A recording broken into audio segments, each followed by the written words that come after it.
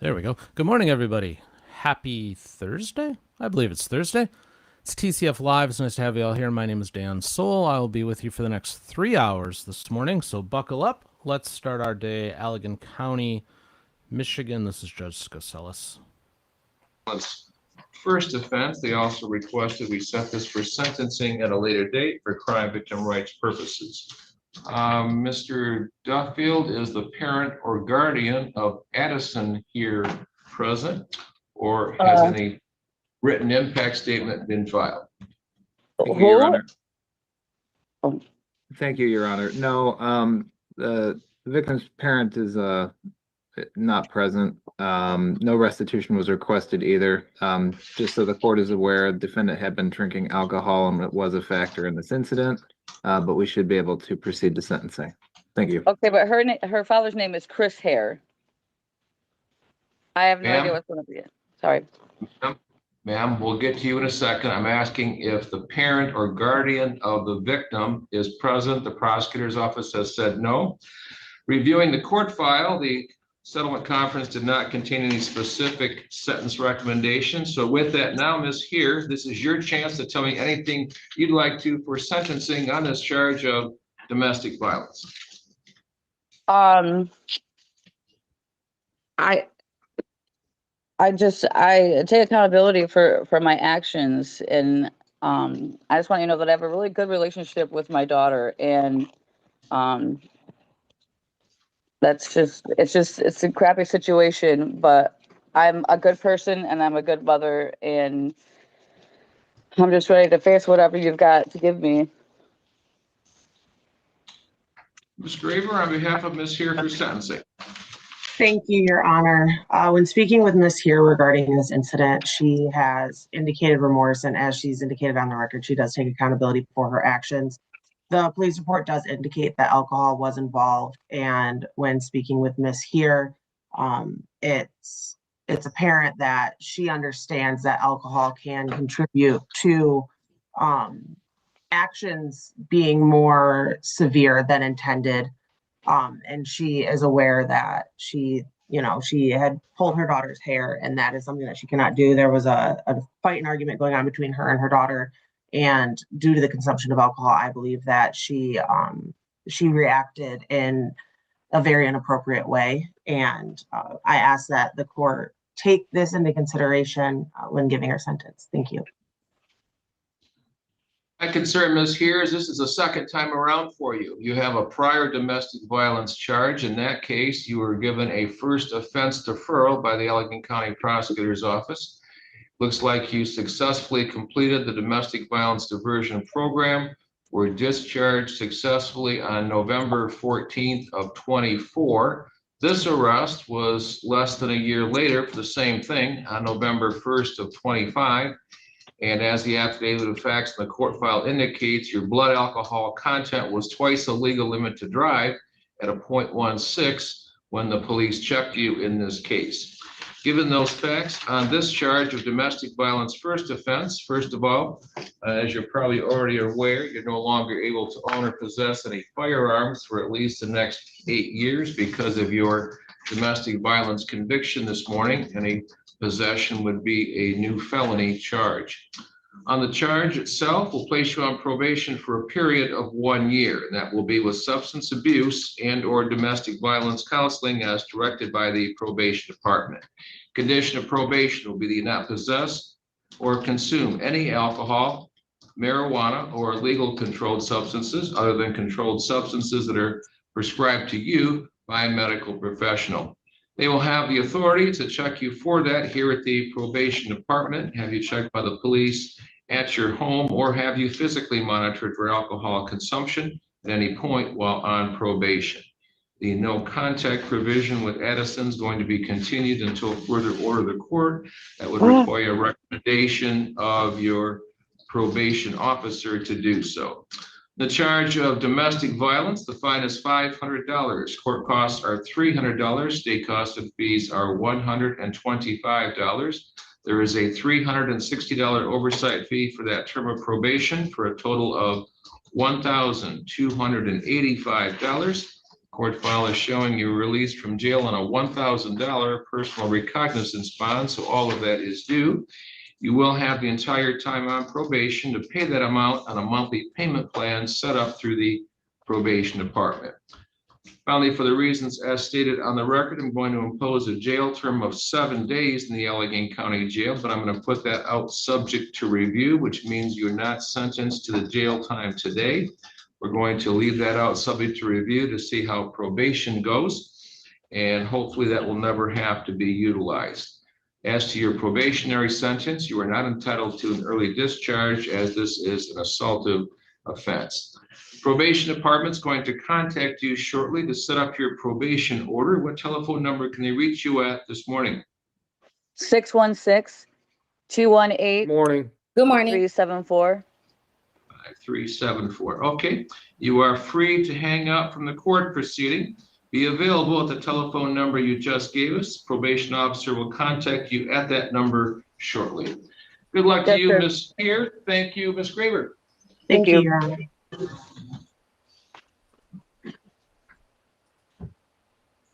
How do I hang up? I don't know how I hang up.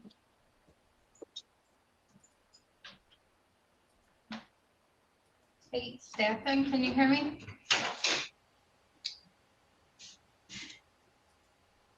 Yes, I Mr. can. Stefan, are you still Sorry, there? yep, I can. Yeah. Hello. One second. I have two files on Tate John Staffen, file 254058SD, 260454ST. On these cases, the defendant pled guilty back on the 26th of February. At that time, as required, I ordered a substance abuse assessment and asked that a criminal and driving history be run.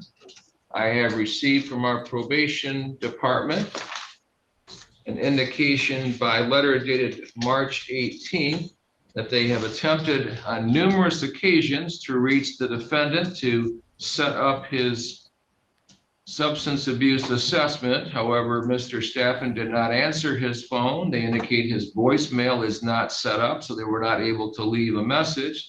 They also indicated they contacted his attorney, Ms. Graber, attempting to have her contact him to have him appear for the assessment. As of today, I have no assessment in the court file, so we're not able to proceed to sentencing.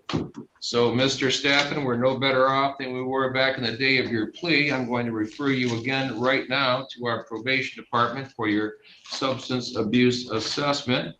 What telephone number can they reach you at this morning? This morning. Okay, so that's the number that I had given them a while back, but I was trying to call them and they didn't answer. But it is.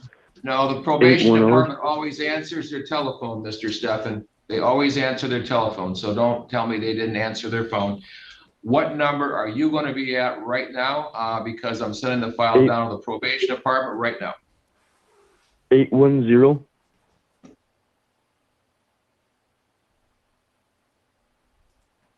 79. The probation file is going to get this number in just a minute. Since you don't have voicemail set up on your phone, you need to answer the phone when they call you at this number.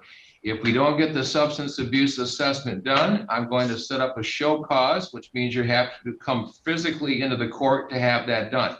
We're trying to avoid that, so be available at the number 810-241-2579. They will call you at this number shortly. They will also now give you a new date and time for sentencing after that substance abuse assessment has been completed. Okay? Okay, sounds good. I appreciate it. Okay. They will be calling you shortly. Okay, thank you.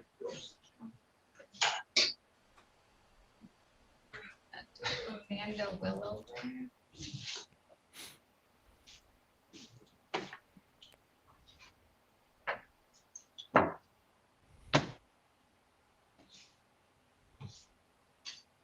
Amanda Willover, can you hear me?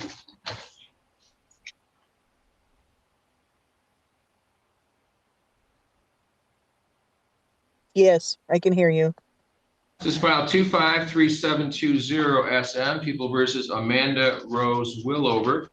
She was charged in this case with a misdemeanor charge of truancy by the Allegheny County Prosecutor's Office.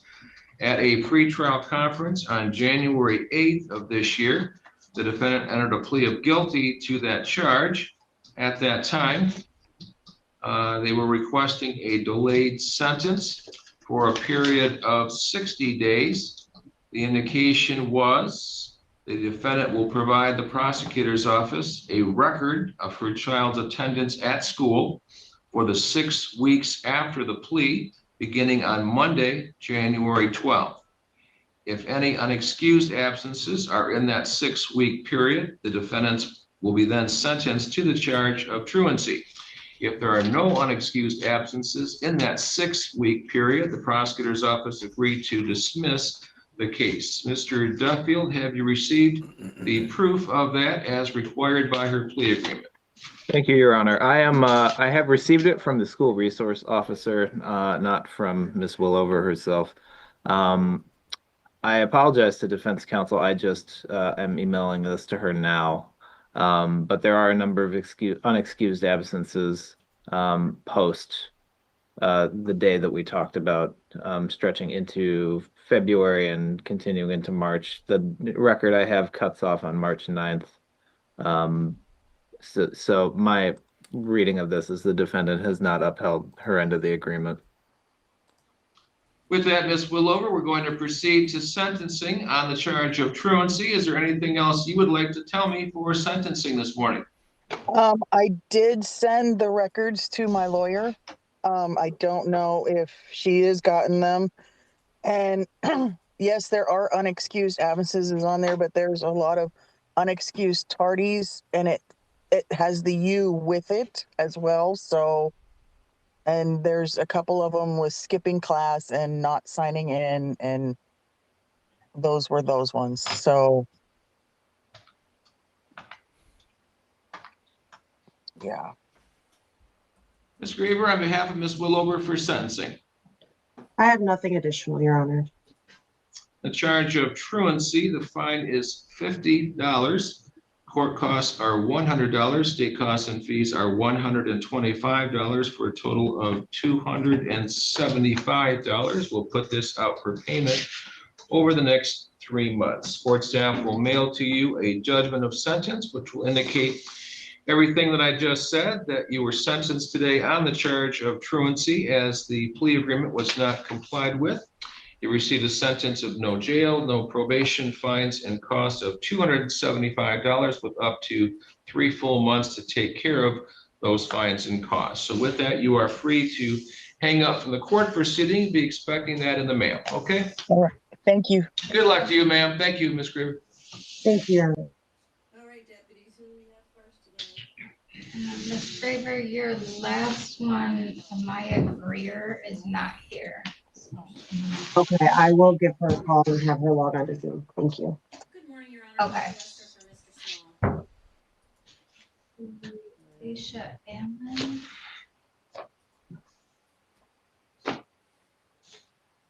Aisha Allen, can you hear me? Yes. This is file 254296SD, People versus Aisha Monet Allen, here today for sentencing. In this case, she was originally charged through a citation issued by the Allegheny County Sheriff's Department with a charge of operating while intoxicated. She entered a plea of guilty to that charge on the 26th of February. At that time, as required, I ordered a substance abuse assessment, also asked that a criminal and driving history be run, and also indicated potentially a restitution amount if there was any requested. The substance abuse assessment has been completed, so we are able to proceed to sentencing this morning. Mr. Duffield, has your office received any restitution requests from any person or entity? Thank you, Your Honor. We have been in contact with the homeowner. The story in this case is that the defendant went off the road and crashed into a front porch. We spoke with the homeowner. He believes insurance covered everything, so he is not seeking restitution in this case. So we are able to proceed. Thank you. Case was resolved at the time of a pretrial conference on February 26th. At that time, there was no specific recommendation as to sentence. With that, Ms. Allen, this is your chance to tell me anything you would like to for sentencing this morning.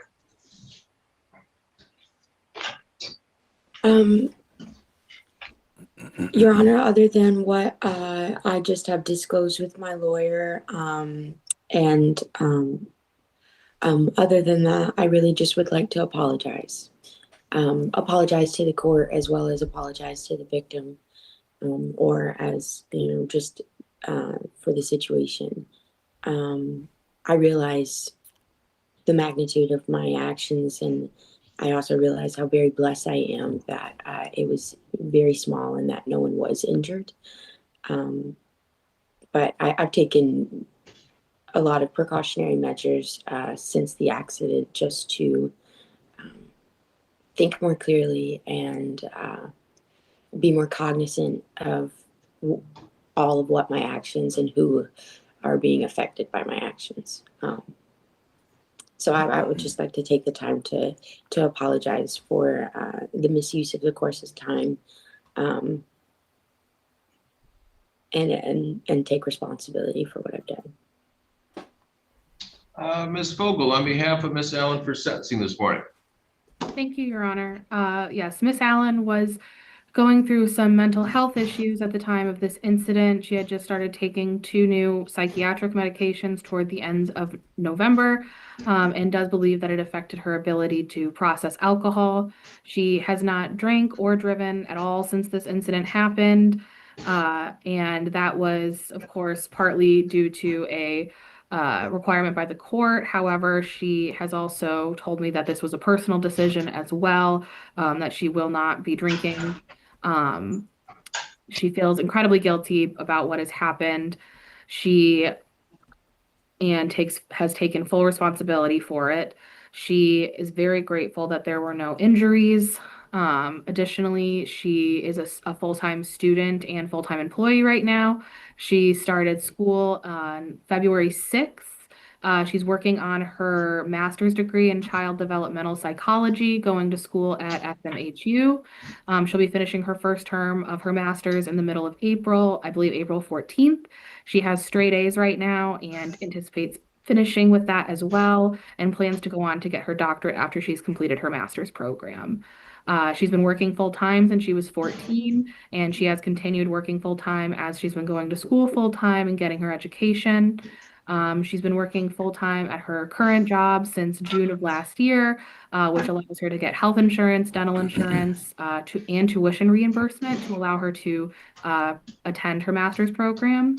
Her biggest goals are to be able to keep her job and continue working on her education, as well as continue working on her mental health, which she has been working on extensively since this incident as well, and is now in the best place it's been in years. She takes full responsibility for what happened and is very grateful there are no injuries in this matter. We would request fines and costs only.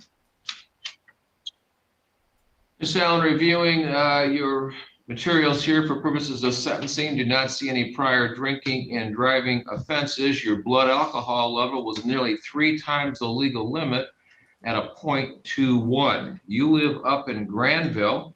You were here in Allegheny County driving around with a 0.21. I have no idea where you were or where you were coming from or where you were going. Obviously, you didn't make it out of Allegheny County. You crashed into a house.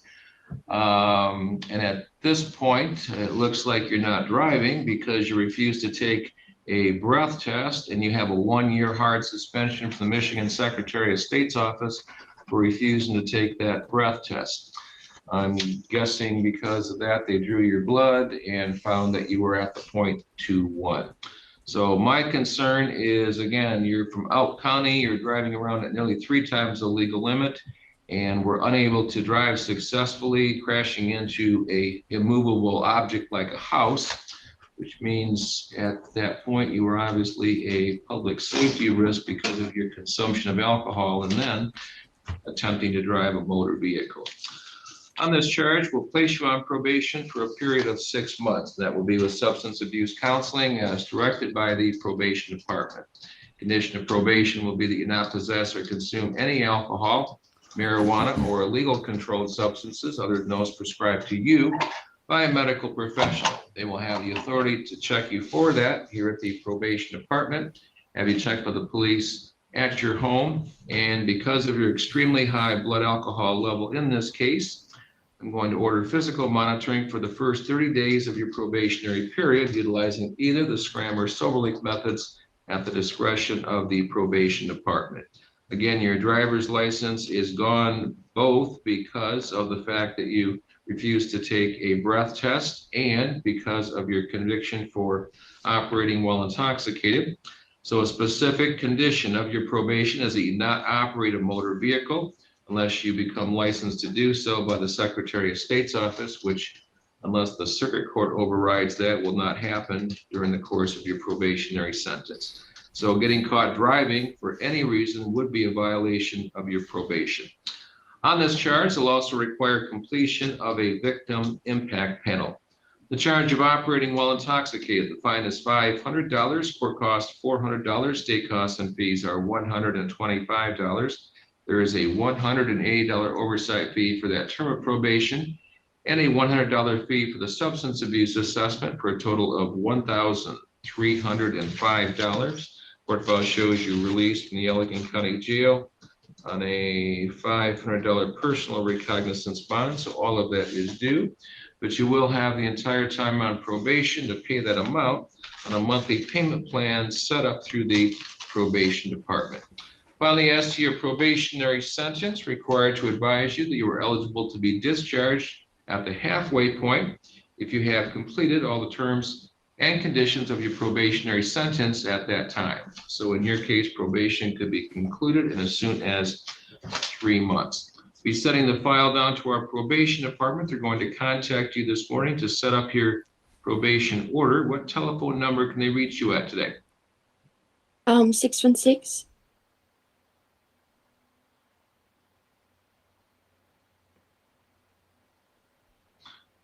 Okay, with that, you are free to hang up from the court proceeding, but be available. The telephone number you just gave us, you're receiving a telephone call at that number from our probation department. Good luck to you, Miss Allen. Thank you, Miss Graber. Thank you, Your Honor. I'm sorry, Miss Vogel. Thank you, Your Honor.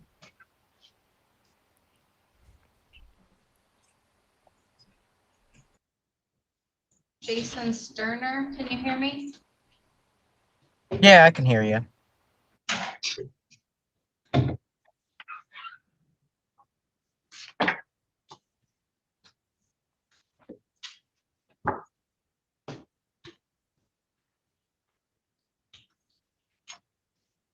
This is file 244674SD, People versus Jason Charles Sterner, here today for sentencing.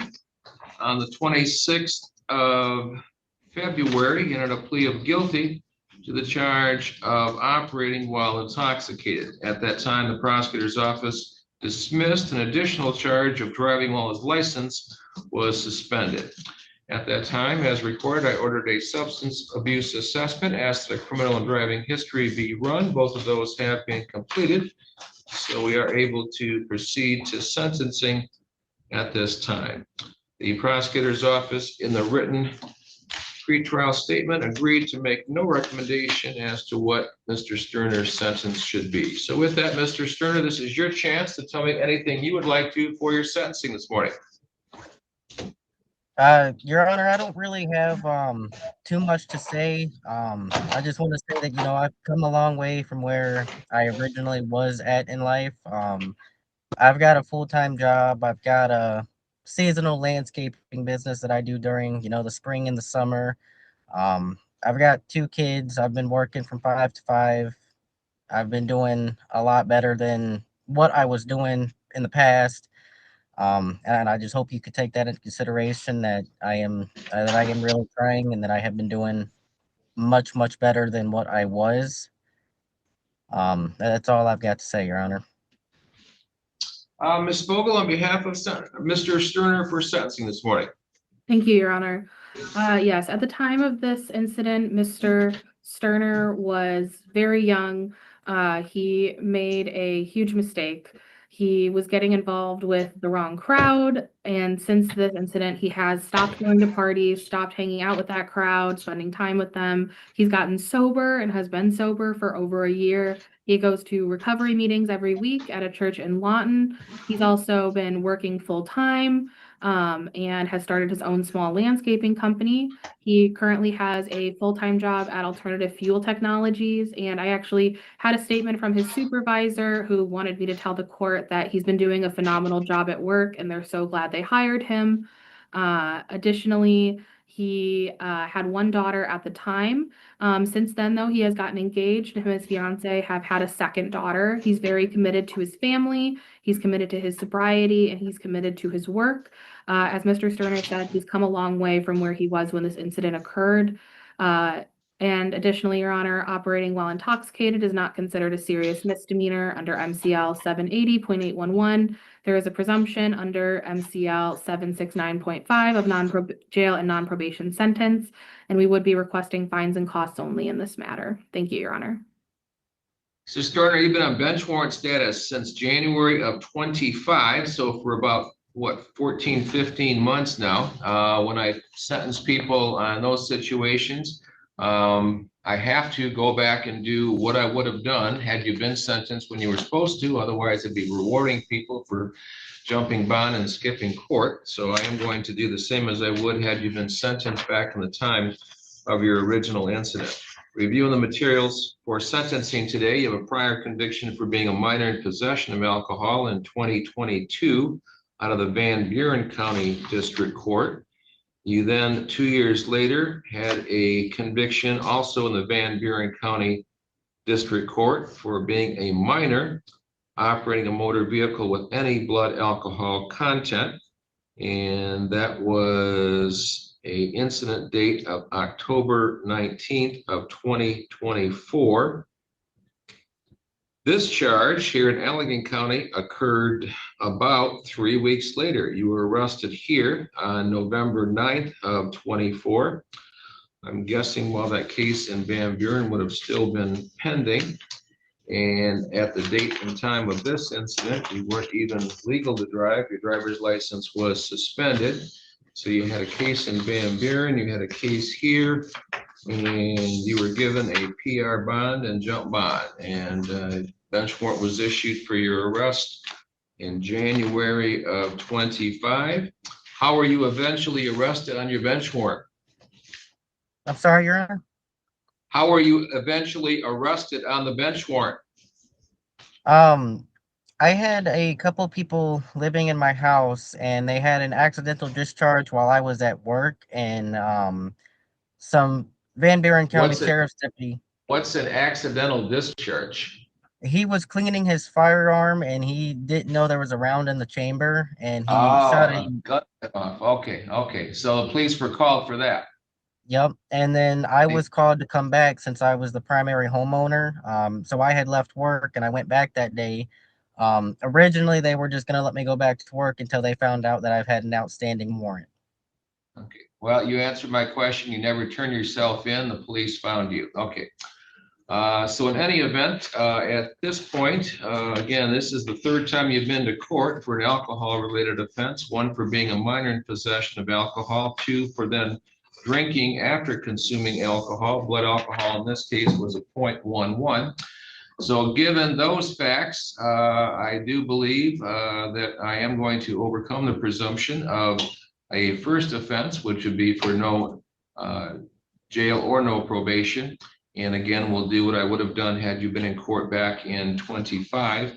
And in this case, given this is a repeat offense because of your prior conviction for operating as a minor with a blood alcohol content out of Van Buren County, we'll place you on probation for a period of 12 months, and that will be with substance abuse counseling as directed by the probation department. Standard condition of probation on this chart is you not possess or consume any alcohol, marijuana, or illegal controlled substances other than those prescribed to you by a medical professional.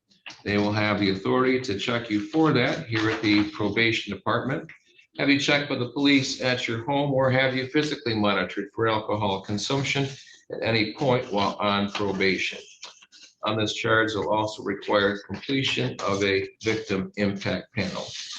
Your driver's license, again, is going to be impacted here because of your plea. So a specific condition of probation is that you not operate a motor vehicle until licensed to do so by the Michigan Secretary of State's office. The charge of operating while intoxicated, the fine is $500. Court costs are $400. State costs and fees are $125. There is a $360 oversight fee for that term of probation and a $100 fee for the substance abuse assessment that was done through the court for a total of $1,560. Court file shows on the bench warrant.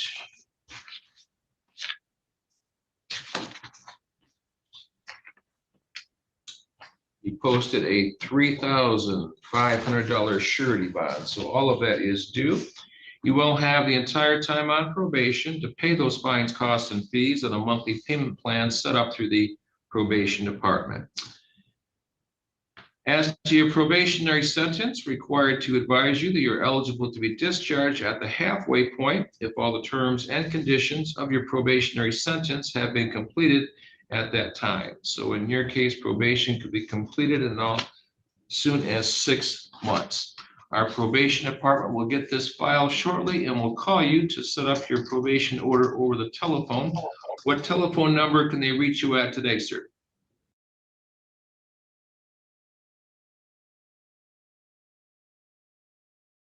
Zero. You are free to hang up from the court proceeding, but be available at the telephone number you just gave us. You were receiving a telephone call at that number from our probation department. Good luck to you, Mr. Sterner. Thank you, Ms. Bogle. Thank you, Yes, Your Honor. Thank you. Once again, good morning, everybody. TCF Live on a Thursday. My name is Dan. Good to have you here, and I'm happy to report that we know whether or not the rounds in our weapons in the bunker here are chambered. We're what they call responsible. Anyways, let's go to Ohio. We have courts starting to come online now, but let's pay a visit to Judge F. Word. See how that goes. As well as pleading to count 2, disrupting public services, a felony of the 4th degree in violation of revised code 2909.04A3 as indicted. It is also the state's understanding that today the defendant will be pleading guilty by way of information in case 26 CR 348 to count 1, which is attempted failure to notify sheriff of residence or temporary domicile, a felony of the 5th degree in violation of revised code 2923.02 and 2950.04E, and there is no agreement as to sentencing. All right, Mr. Johnson. Thank you, Your Honor. That is an accurate recitation of the plea agreement. All right, Mr. Bettinger, how old are you? 46. How far did you go through school? Senior. Are you a U.S. citizen? Yes. Are you able to read, write, and understand the English language? Yes. Prior to coming to court, have you taken any drugs or alcohol or any prescription medication within the last 48 hours? No. Have you ever been diagnosed with or treated for any mental illness? No. All right, in case 26-053, did you get a copy of that indictment? Yes. It's my understanding you're going to plead guilty to the lesser included offense in count 1, domestic violence, a felony 4, and then count 2, disrupting public service, a felony 5. Is that your understanding? Or is that a 4 or a 5? Disrupting. A 4, Your Honor. 4. So 2 felonies of the 4th degree. Is that your understanding? Yes. All right. And in case 26-348, you're going to plead, waive your right to grand jury and plead guilty to the attempted failure to notify the sheriff of the residence or a temporary domicile, a felony 5. Is that your understanding? Yes. All right, now, do you understand that in the 348 case, you have a right to have the case presented to the grand jury for them to decide whether or not to indict you? Yes. Did you discuss that right with your attorney? Yes. And are you going to waive that right? Yes. All right, have him sign that, Mr. Johnson, the waiver.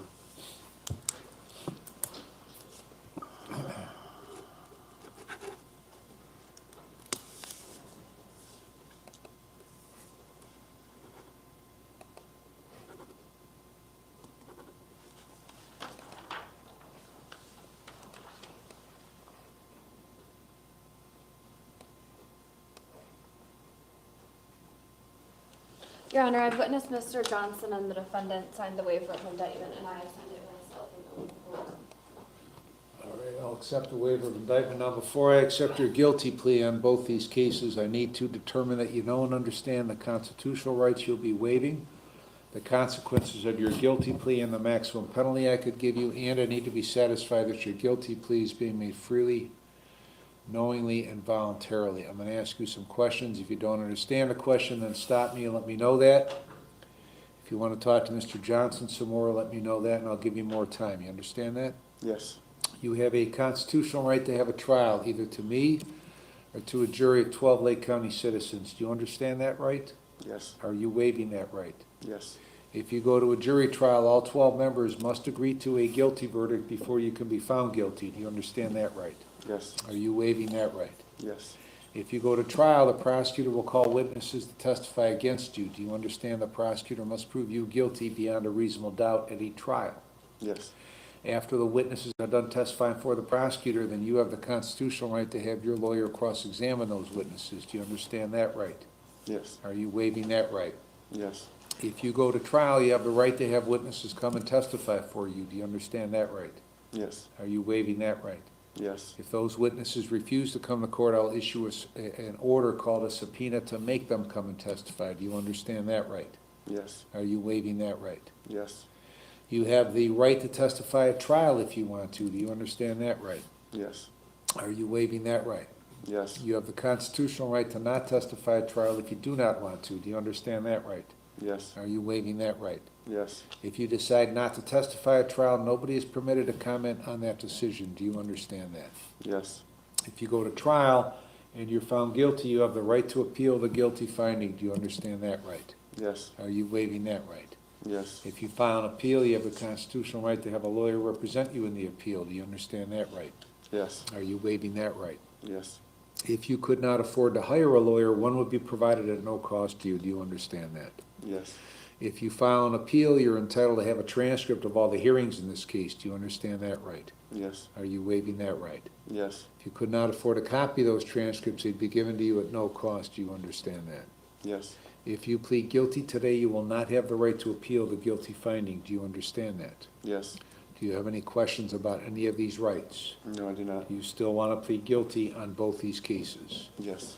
Do you understand by pleading guilty, you're fully admitting your guilt to the charges? Yes. You understand by pleading guilty to these felonies, you're voluntarily giving up your freedom for whatever period of time I could sentence you to prison, to jail, or to community control. Yes. In the 53 case, the lesser included offense of domestic violence in count 1 is a felony 4. It carries an 18-month maximum prison sentence and a $5,000 maximum fine. Do you understand that? Yes.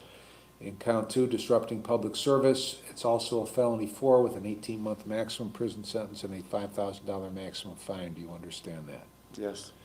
I could give you a consecutive sentence on that case. That means one sentence after another for the separate offenses. If I did that, the maximum prison sentence on that case would be 36 months and the maximum fine, $10,000. Do you understand that? Yes.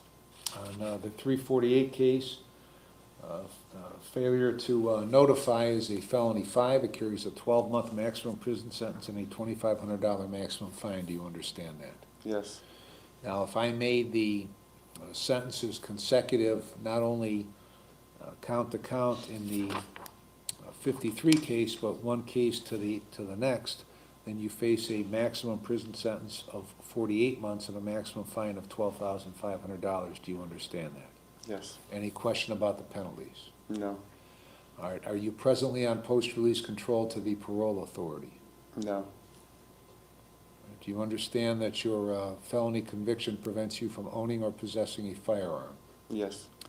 Do you understand that if a prison term is imposed in this case, you might have to serve a period of post-release control as part of your sentence for up to 2 years under the parole authority? Yes. If you are placed on post-release control and violate any conditions, the parole authority could send you back to prison for up to 9 months for each of your violations, up to 1/2 of my sentence. Do you understand that? Yes. If that violation of post-release control is a new felony, then you could get an additional consecutive prison sentence for that violation. Do you understand that? Yes. If that were to occur, the maximum prison sentence for the violation would be the greater of 12 months or the time left under post-release control. Do you understand that? Yes. Do you understand that if a prison term is imposed, you are eligible for judicial release? Yes.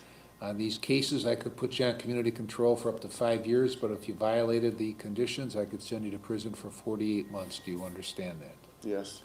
Has anybody promised you that I would be lenient on you just because you're pleading guilty today? No.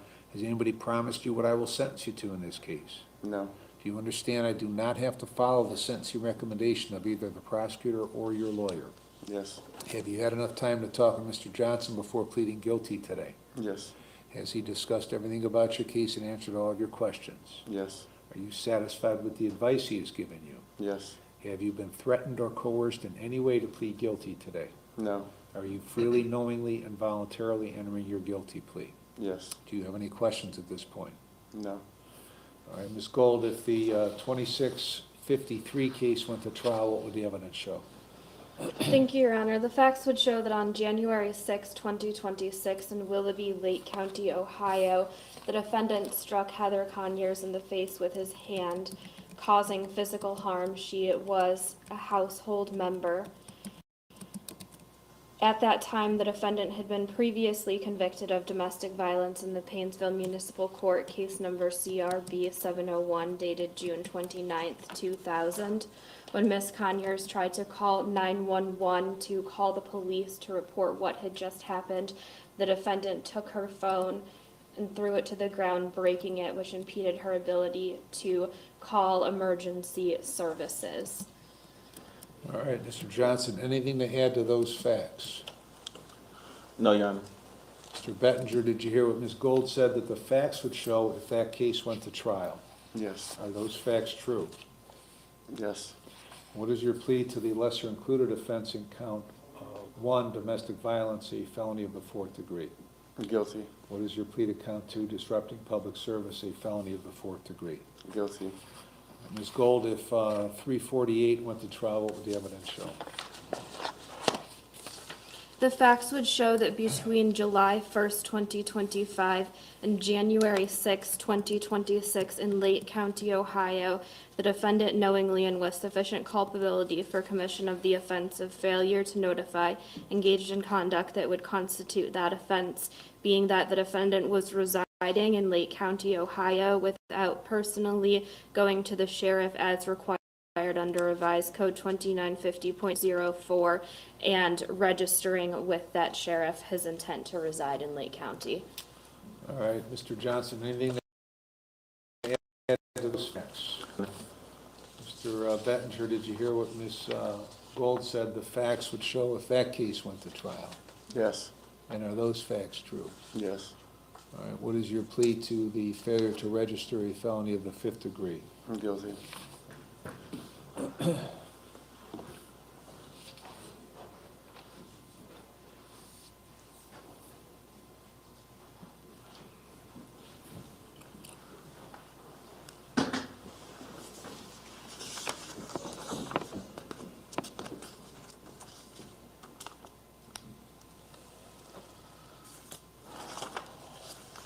This is for...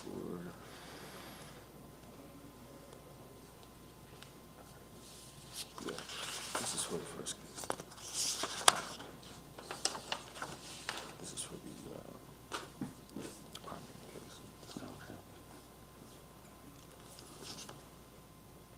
Take that. No, sorry. That's that. What the day is? 19. 19. So just only did it? Yeah, just for 3. Yeah, something like that.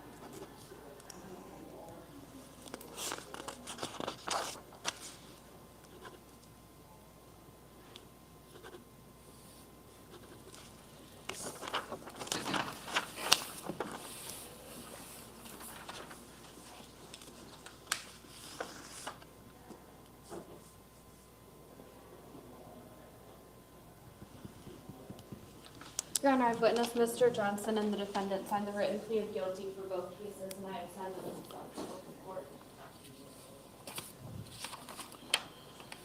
All right, Mr.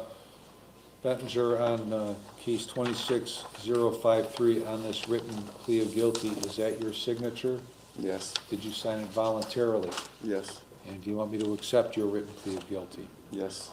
I'll accept the written plea of guilty on 26. Oh, wait a minute, I've got 053 twice here.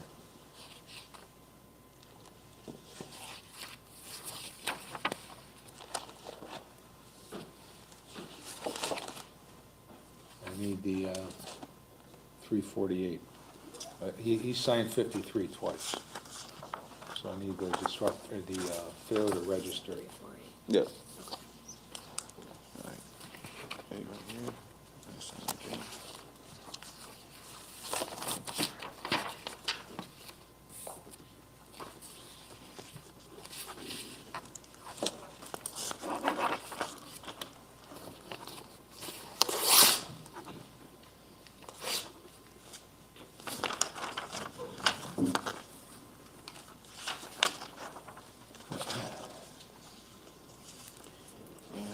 So you don't have to sign it twice, as long as she's got the other copy of it. Okay. Yeah, I just need the one. Your Honor, the defendant, Mr. Johnson, and I have also a copy of the report. All right, on 348, Mr. Bettinger, is this your signature on the written plea of guilty? Yes. And did you sign that voluntarily? Yes. Do you want me to accept that written plea of guilty? Yes. I'll accept the written plea of guilty. Defendant was present. Mr. Johnson advised of all of his rights from a knowing, intelligent, voluntary waiver. He understands the nature of the charge and consequences of his guilty plea and the maximum penalty. Find it to be knowing, intelligent, voluntary. On 53, I will accept his plea of guilty and find him guilty of the lesser included offense in count 1, domestic violence, felony 4, and on count 2, disrupting public service, felony 4. On 26-348, I will accept his written plea of guilty and find him guilty of failure to notify the sheriff of residence or temporary domicile, a felony 5. I'm going to refer this to the probation department for a pre-sentence report, drug and alcohol evaluation, victim impact statement. Sentencing will be on both cases April 30 at 1:30. On 053, I'm going to revoke that bond, and on 348, I'm not going to set a bond. Anything further, Ms. Gold? Nothing from the state, Your Honor. Mr. Johnson? Nothing further, Your Honor. All right, we're adjourned. All rise. Once again, good morning, everybody. TCF Live. It's Thursday or Monday 4, I suppose, depending on your perspective. Let's, a few different places we could go, actually. The courts are starting to really pop now. But let's go down to Florida, Wade Mercer. For Brian Minchon.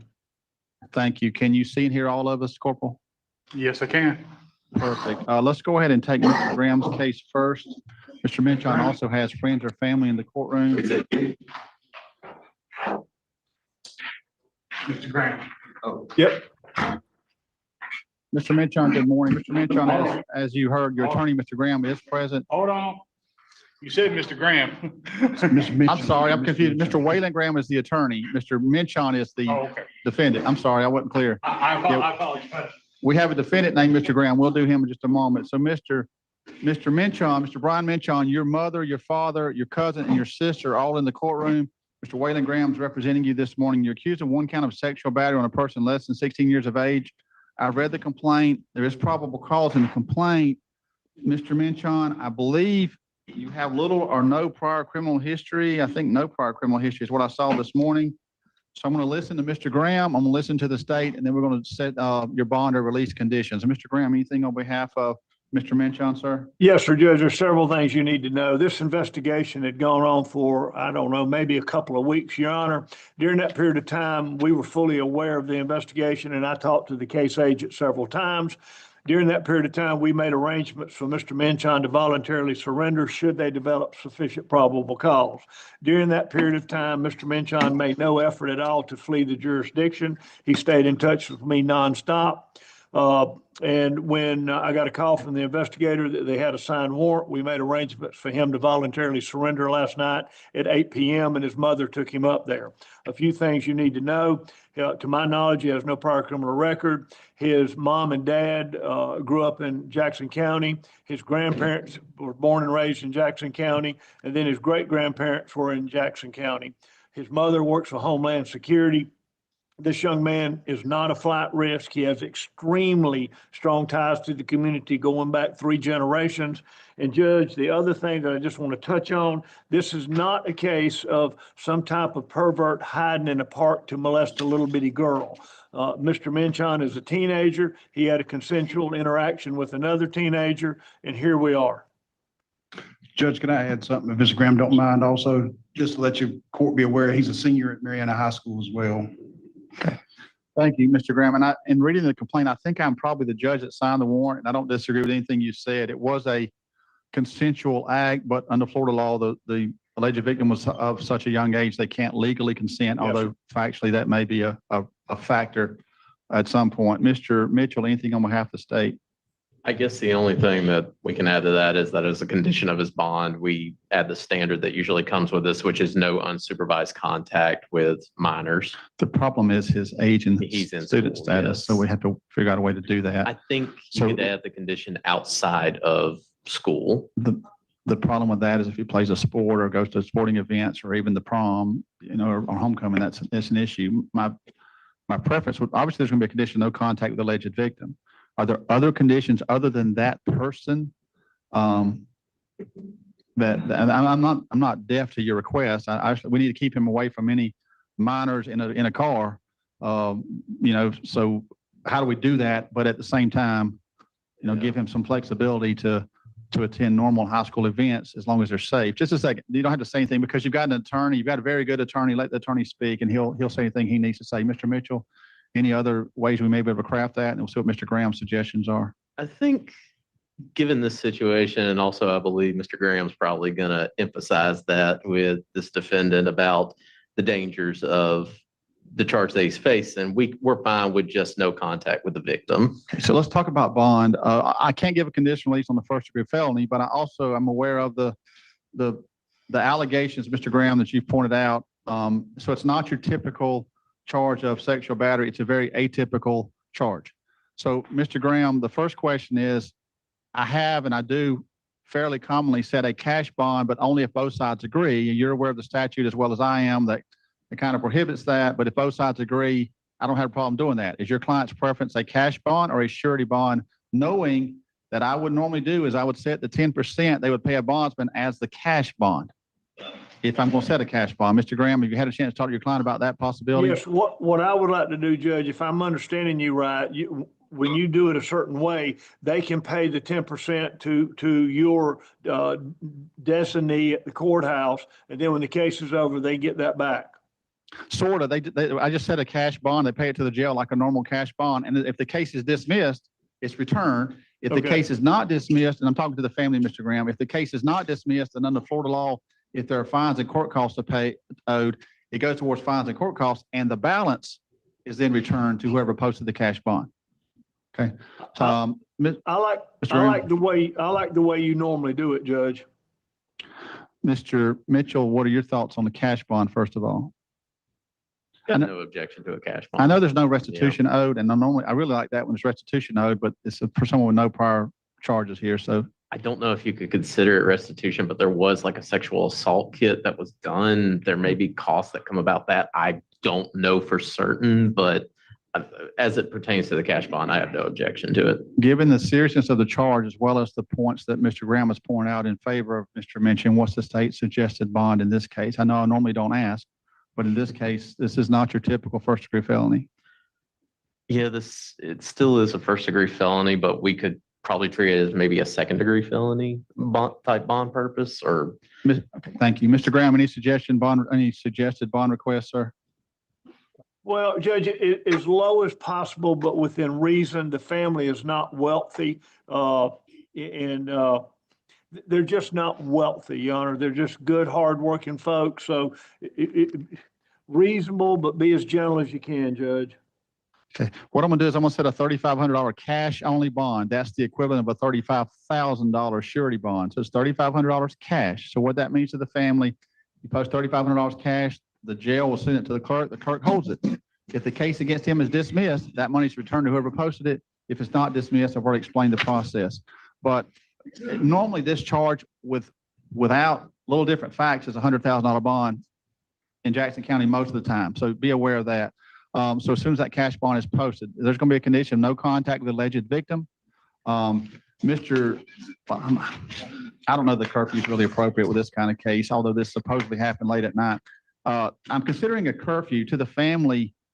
Is there a curfew that might keep him? I just want to keep him on the straight and narrow until this case is over. This supposedly happened 2, 3, or 4 o'clock in the morning or something like that. What is his normal schedule as far as or Mr. Graham, you may be able to speak to this.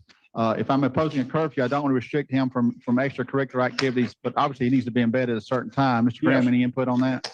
Judge, his mother's in the courtroom, and she is let's just say a very tough mom. Do you mind asking her? Because I think she would probably err on the side of caution, and can we listen to her? Yes, sir. I think it's a great idea, ma'am. Is there a suggested time frame? Until when? What time do you have to go to school or work or whatever? What he's doing is alternative placement. Yes, ma'am. 7 a.m. Okay. Well, we'll say, what do you think, 11 to 6, Mr. Mitchell? I was going to say maybe 10 to 6. Okay. We've seen that one in the past. Is there anything, I don't know of anything that we'd be doing at school that would be after 10 p.m., ma'am, is there? 10 p.m. to 6 a.m., is that what I said? 10 p.m. to 6 a.m. Is your curfew. Mr. Minchin, if you're with a parent, there's an exception to that curfew. So if you're with one of your parents, no problem. If y'all got to go somewhere or run somewhere or taking a trip, that's fine. Unless you're with a parent, you've got to be home between the hours of 10 p.m. and 6 a.m. As soon as that cash bond is posted, you'll be released. We're also going to go ahead and give you a tentative notice for your court date. Mr. Graham, we started doing that at the request of Judge Garcia, and this is just a kind of a tracking mechanism. The state may not have even filed information by this date, but that court date will be April the 7th. Yes. April 7th at 8:30. This one's in the afternoon since he'll be on the private attorney docket. So Thank you. 1:30. April 7th at 1:30. Mr. Graham, obviously that subject to be changed upon the filing of an appropriate motion by your office. Let me see if the family has any questions. Family have any questions? Mr. Graham, anything I missed from your perspective? No, sir, Judge. You were very, very fair to us, and Mr. Mitchell also was, and I want to thank both of y'all. Well, Mr. Graham, I appreciate you being here. A lot of attorneys don't show up at first appearance when they get hired. They show up later at an arraignment date. So it says something, Mr. Graham, that he's here this morning. Mr. Mitchell, anything? No. Thank you, Mr. Graham, for appearing. Thank y'all for coming. Yes, sir. All right, I don't normally pause, but I'm going to pause just for a minute based on what we just saw. So I looked it up because in Texas, at 17 years old, they're like automatically treated as adults. So I was curious if it was the same thing in Florida. It is not. A prosecutor in Florida can do what's called a direct file, which kind of bypasses the juvenile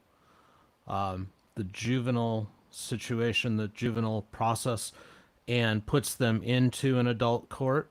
But there was no indication that that's what was done here. So I'm guessing he's 18, but we don't know for sure. It sounds like the girl was in the same school, but we don't know for sure. So worst case, if she's a freshman, 14, 15. And just because I'm curious now.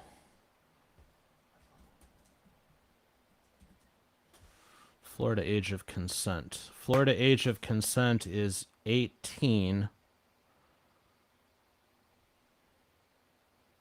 But statutory, you know what, law does not apply to individuals who are 16 or 17 if their partners are individuals who are 24 years of age or younger. So I would guess based on this that he's 18 and she's 14 or 15. So he probably got with a freshman. That's what this sounds like. Now they're arguing consensual, but there was a kit that was done, an assault kit. So either the defense is making that argument, but it's not true, or it was consensual, but the girl's parents found out, took her in, and had a kit done. That's another angle here. There's a lot we don't know about this.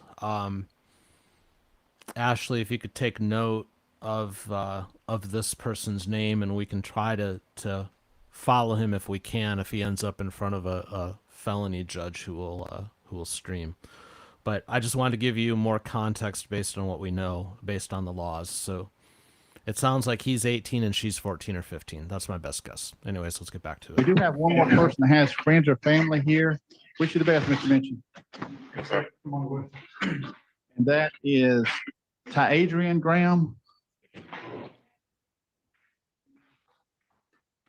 Mr. Graham, good morning. Mr. Graham, your mother is in the courtroom. You have a hold out of Washington County. Mr. Graham, I took a look at the warrant in that case, and it's there's no bond on the warrant. So, Mr. Graham, what that means is you'll be held until you get to Washington County. That could happen today. Today is a Thursday. It also could happen in the next day or two. But when you get to Washington County, you'll go before a local judge, and that judge will address your bond. Now, I saw a pending case, so I'm not sure if this allegedly occurred after that pending case or not. That's something that judge will look at.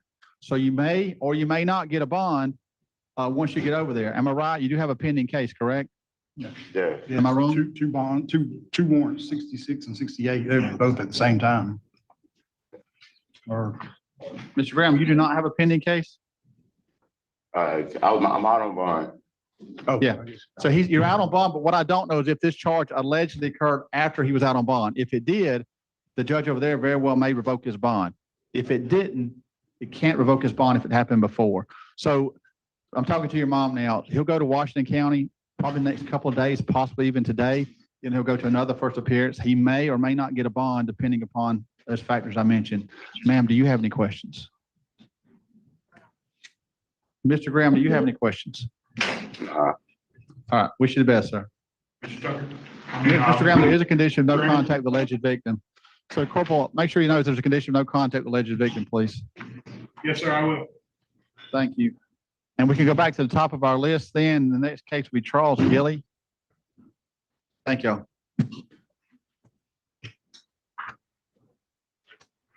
Give me just a second, I got you. See it?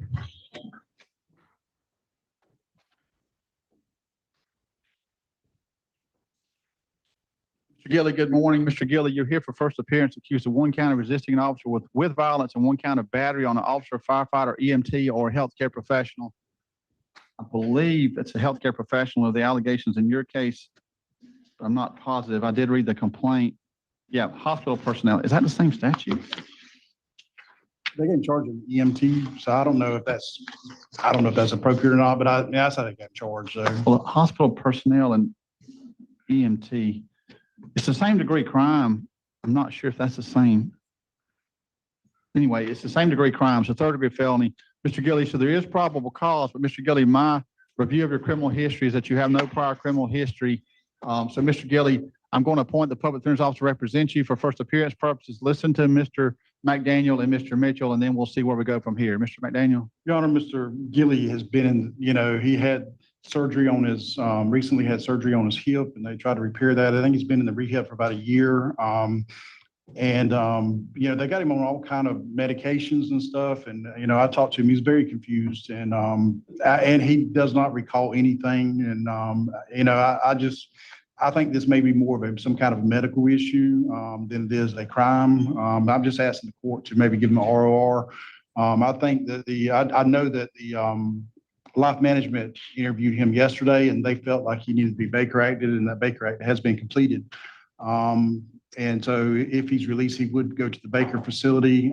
At that point in time, he said, obviously going to go back to some rehab. I suspect back to the same rehab. I don't know, but, my speaking with him though, is he's just confused and he don't understand really what's going on. And, I don't think he really, and I don't know if it's the medications he's on or if it's diabetes or he has a lot of physical ailments. And, he's not but 58, but age-related issues are not necessarily based on age. They're based on life conditions and health also. And I'm not sure for sure he may not have some issues related to age-related issues and health-related issues affecting his cognitive abilities.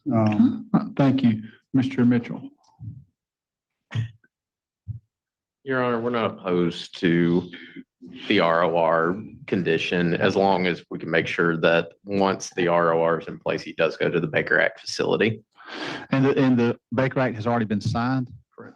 Yes, sir. And it's valid for a certain period of, 48 hours, I think your email said. So, Mr. Gilley, do you have any questions, sir? No, sir. Okay. So, Mr. Gilley, you're 58 with no prior history, and now all of a sudden you've got these charges. That's very unusual to see someone with no prior history at your age have these charges. And when you read the complaint, it does appear, Mr. McDaniel may be exactly correct. It makes you wonder if there's some kind of underlying medical issue. I have no idea, but it certainly makes me wonder if someone's 58 years old, never been charged with anything the day in their life, and then all of a sudden they got a felony charge for battery on a medical provider. Mr. Gilley, I don't grant many RORs, but I'm going to grant you one in this case because I think that's the right thing to do. I need you to get down there to the program and get them evaluated if there's some kind of medical issue underlying or some kind of medication issue. Hopefully they're going to get that figured out and get you treated. So the only thing I need you to do between now and your next court date is stay out of trouble. So don't be charged with any crimes, but I'm going to grant you the release on your own recognizance. That's what an ROR is. I'm going to ask the jail to give you a notice for your court date, and that would be April the 7th, I'm presuming, at 8:30. You want it April 7th or May? I mean, It's today's March 19th. Are you requesting May? I'm just, I don't know what life manager, I don't know what the Baker facility is going to do. So, I mean, that no matter what, he's probably going to be in a facility. He ain't going to show up anyway. So give the state time to, to facilitate some kind of, meeting on YouTube or something. Any objection to the May date? I have no objection. When would that be? Please give him a date for May 5th at 8:30, Corporal. May 5th at 8:30. So, Mr. Gilley, they're going to get you down to the Bay facility in Bay County, and they'll look at your medications you're on. They'll do some tests and see if any of that may have contributed to this charge you've got, and then that'll be your court date. So, Mr. Gilley, just stay out of trouble between now and then. Mr. Gilley, do you have any questions? No, sir. Wish you the best, Mr. Gilley. Yes, sir. We have Isaiah Dudley next. Mr. Dudley.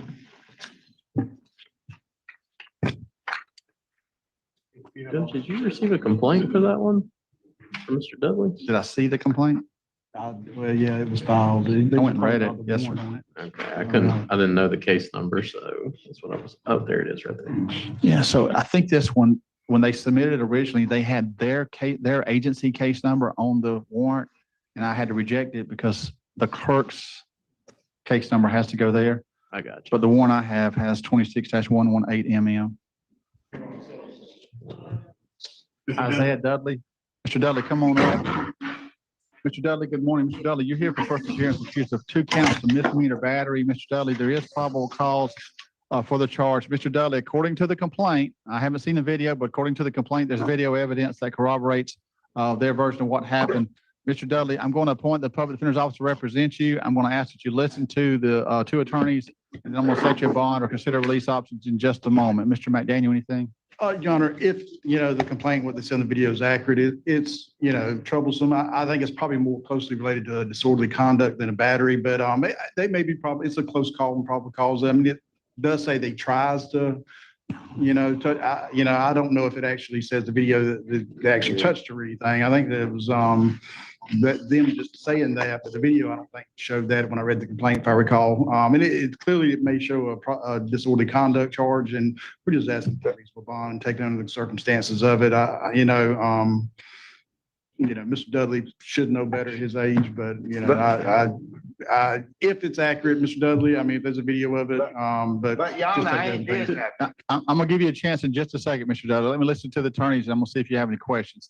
Anything else, Mr. McDaniel? Nothing else, Your Honor. Mr. Mitchell? Your Honor, I just looked at the complaint after I pulled it up. There are allegations that he was intoxicated when this occurred, so we would request a condition that he not possess or consume alcohol as a condition of his bond. We'll leave it up to bond, like total to the court. Thank you. Mr. Dudley, please don't talk about what you're accused of. We are being recorded, and I don't want you to say anything to hurt you. Having said that, if you have a question or if there's something you think I need to know for bond purposes, I'm glad to listen. But I would suggest Yes, you sir. don't talk about the incident itself that you're accused of. Any questions or anything you think I need to know for bond purposes? Yes, sir. Your Okay. Honor. Bond purposes now, Dudley. I am, but Your Honor, I got another court date coming up Tuesday about my divorce and dealing with my child. That's been why. And then my house has got wide open. It caved in. I've been working on my trailer. I don't see nothing I did wrong. I really don't. But I need So, some Your Honor, help. I'll just say for him, I mean, he's a lifelong resident of there in the Sneeves area. I mean, he's been in court before on various minor charges like this and never had anything serious charges against him, just minor charges. And he's never not appeared for a court date or never not done what the court instructed him to do. He's completed probation, I think, even before in the past when on some of these minor charges. So we just ask the court to take those things into consideration. Thank you. Mr. Dudley, these are two accounts allegedly close in time on the same alleged victim. So for bond purposes, I'm going to treat them as one account, set you one bond, the equivalent of what I'm going to set you a bond that's the equivalent of what I would set on one case instead of two. Your bond's going to be $1,250 on each case. That means your total bond is $2,500. It's cash or surety. Cash or surety means you don't have to come up with all the money. You can go through a bondsman. 10% of $2,500 is $250. Mr. Dudley, because this and your last half dozen the rest or so have all involved alcohol, you do have a condition not to possess or consume alcoholic beverages as part of your bond. The jail will give you a notice for your court date. That will be 30th. March 30th. March 30th at 8:30 will be your court date. Mr. Dudley, every time I see you in court, it's alcohol related. And just keep in mind, if you get caught drinking or possessing alcohol, that will violate your bond.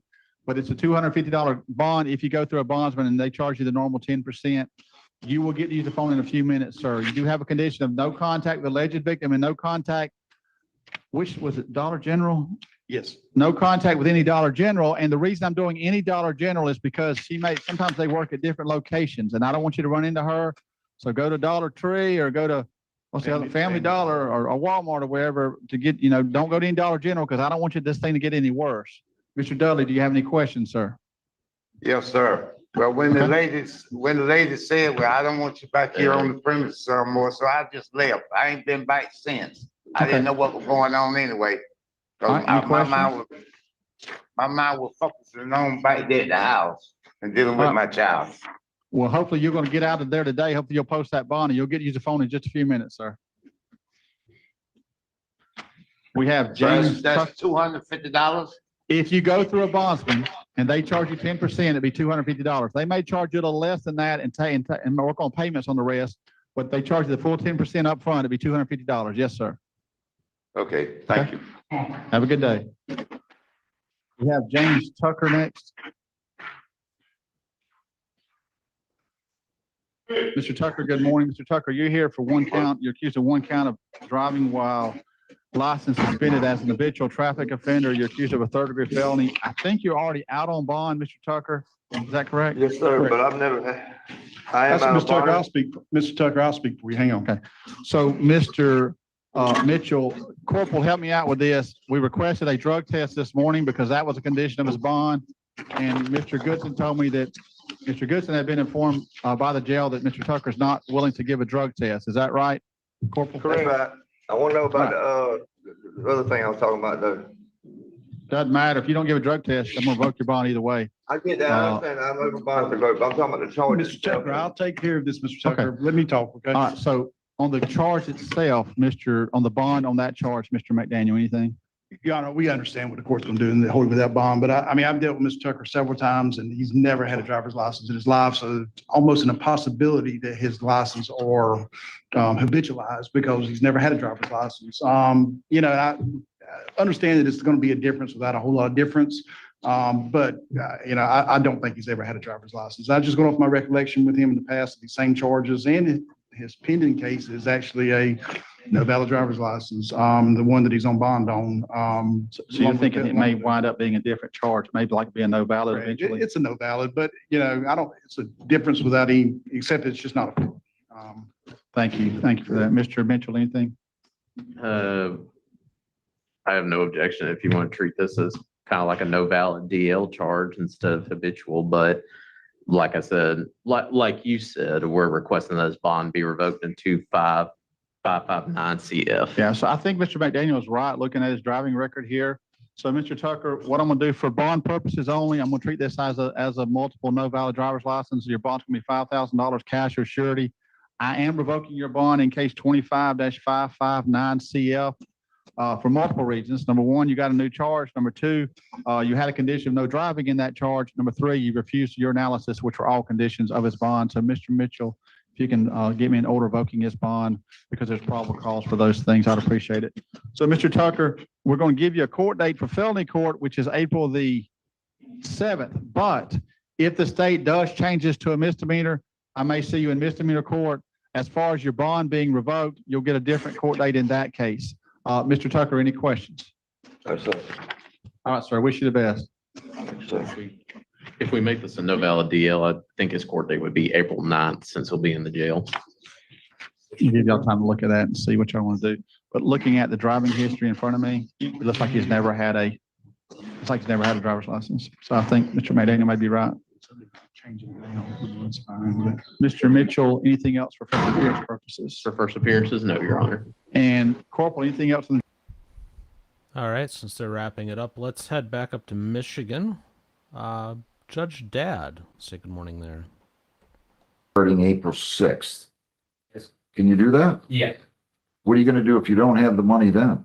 Oh, I'll have the money. If you don't have the money, what are you going to do? You're going to call the court or come up here on or before that due date, and I'll give you an extension. Just don't ignore me. I hate that. Okay. You ignored us on this defective equipment ticket too. Yeah, I didn't mean to. No, sorry. I'm going to dismiss the show cause and I'm going to give you until April 30 to pay this one. Now, if you need more money or no more time, what are you going to do? Call court. And talk to me, right? Yes. And request an extension, right? Yes. And I'll grant it. But don't ignore me again, or I'm not going to be this nice next time. Are we with one another? Yeah. Good. See how easy this is? Yeah. Good luck. Thank you. Johnson.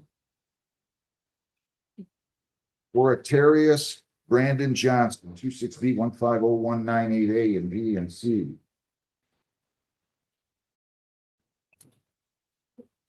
How you doing? Not bad. You? Not that good from here. Your name? Sorry. You're charged with resisting or obstructing an officer, possession of a controlled substance, and you have a civil infraction charge for expired plate. You have the right to an attorney. If you want one, I will give you one. Would you like a lawyer? Yes, sir. Okay. Go out in the hallway. They will set you up. You will have a chance to talk to a lawyer today, okay? You're welcome. Hi. Della Garza, Sophia Della Garza, 26F245507. Could I have,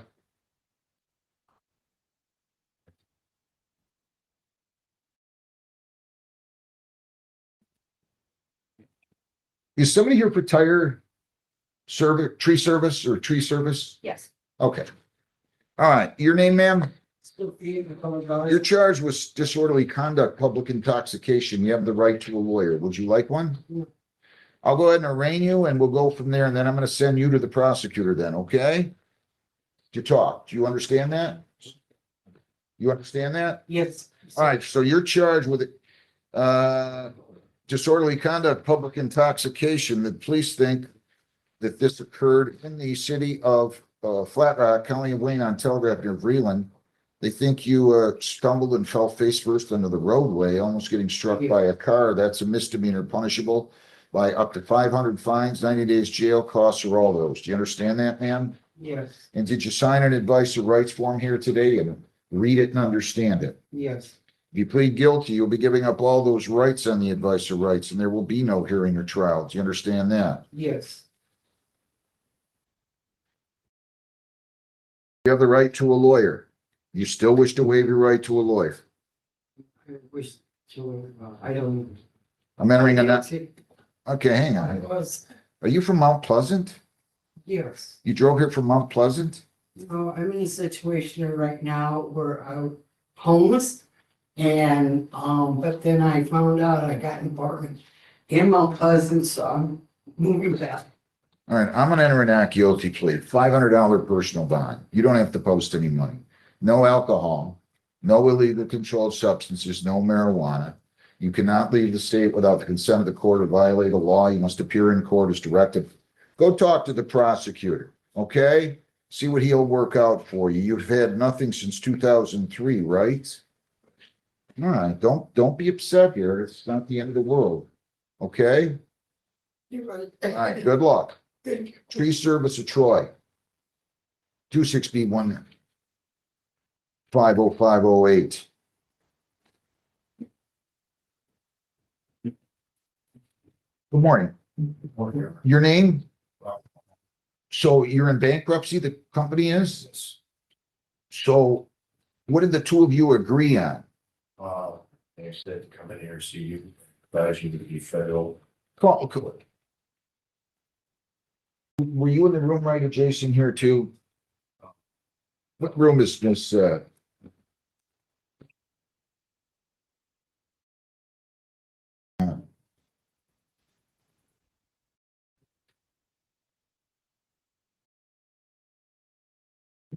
during courtroom number 2.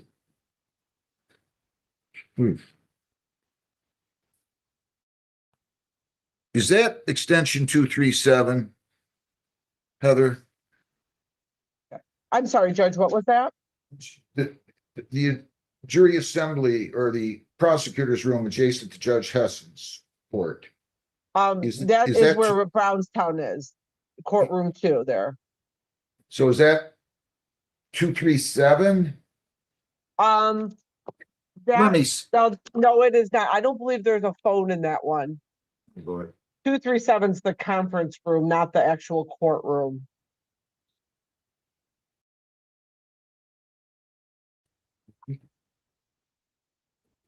We're so backed up right now. And just have a seat at the table right behind you. I'll have you out of here in 5 minutes, okay? You can have a seat right at that table. Amy, I'm gonna need Ms. Foley Carter. Sean Michael Wilson II. Sir, I'm gonna ask you to take your hat off in the back, please. Your hat. Sean Michael Wilson II, 23B143763. Your name? Oh, Mike Wilson. Was there an accident? Yes, sir.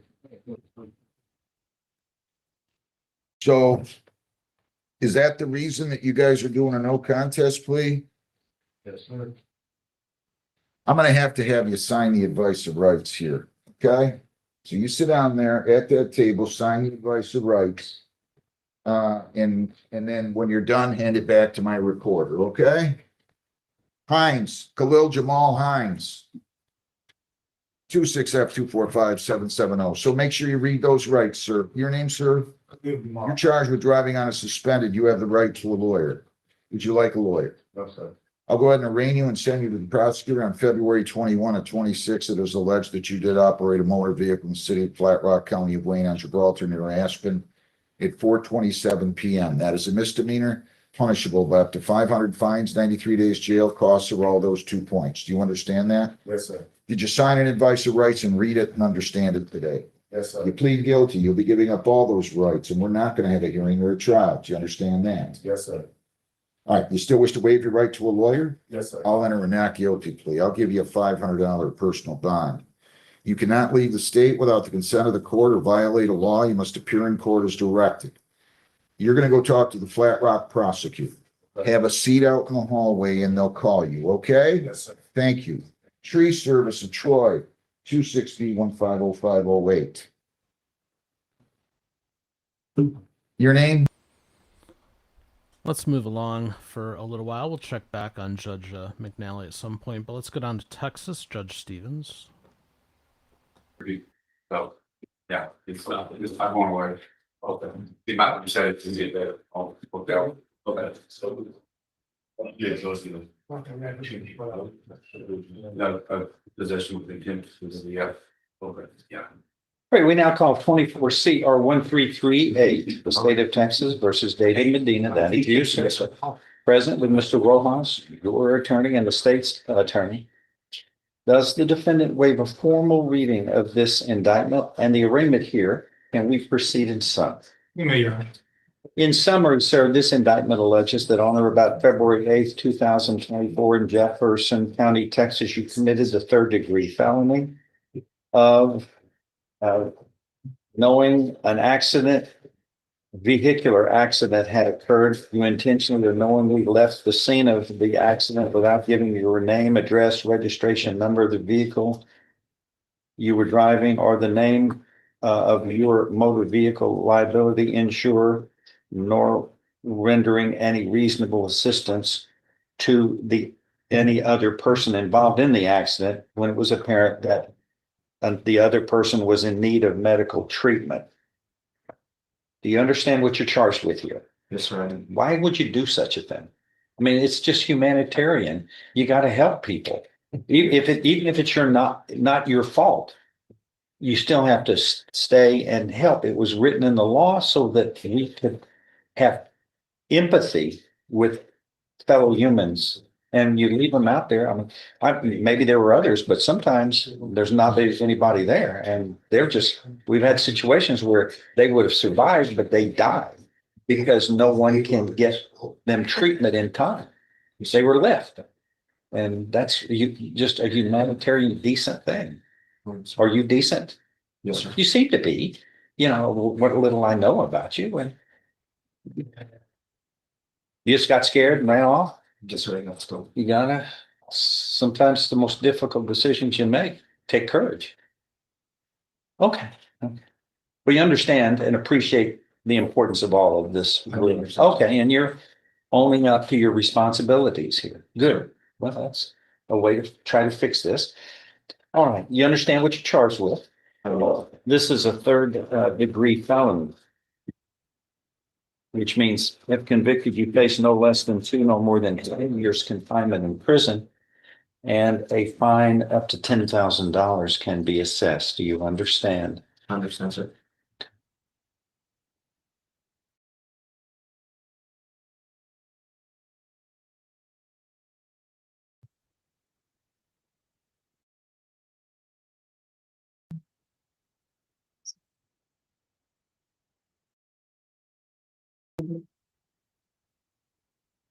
An agreement has been reached that whatever sentence shall not exceed a cap of 8 years in prison.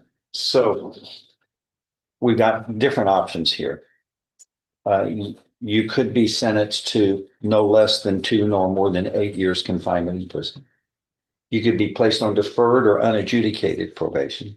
Is regular probation an option? Yes, Your Honor. Yes, sir. You could be sentenced to no less than 2, nor more than 8 years imprisonment. Then that imprisonment term can be suspended and you could be placed on probation for up to 10 years in length. Those are your options. And also a fine of up to $10,000 can also be assessed in each of those different options. So do you understand what these potential options are by pleading guilty? So if I follow this agreement, you have no right of appeal of your case. Do you understand? I understand.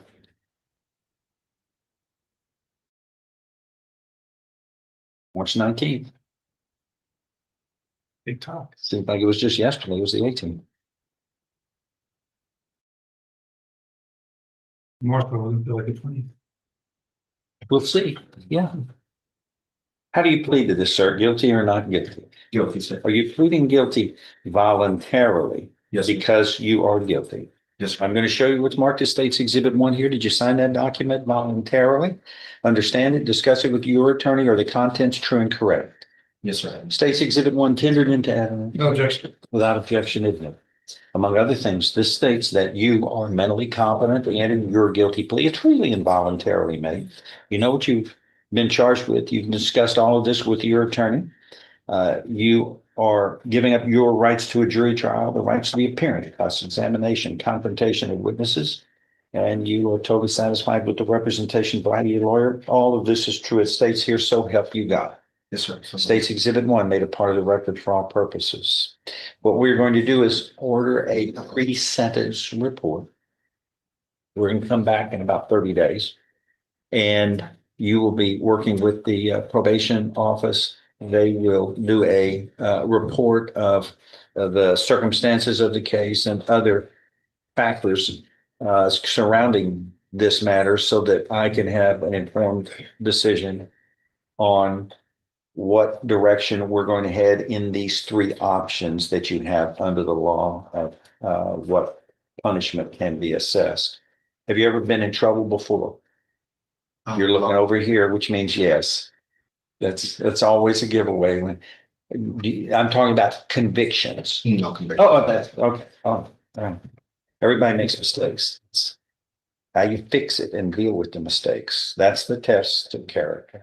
So, okay, just deal with this responsibly.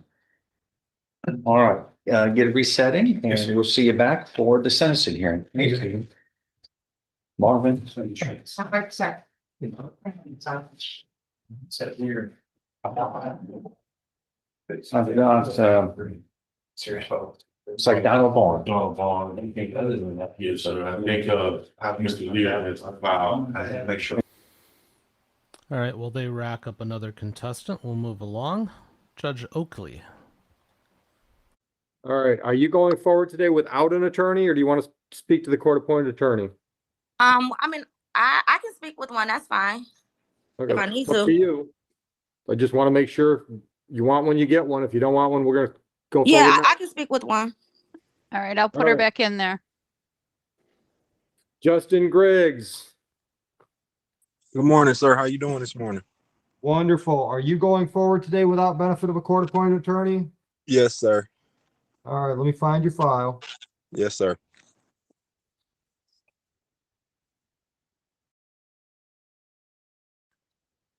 Nope, that ain't it.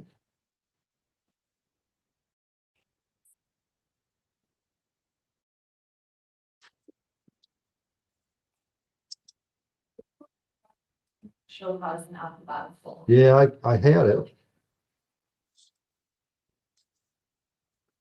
Oh, it just stuck to another one.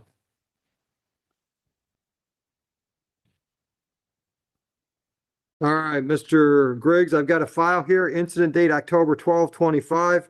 Charge was retail fraud.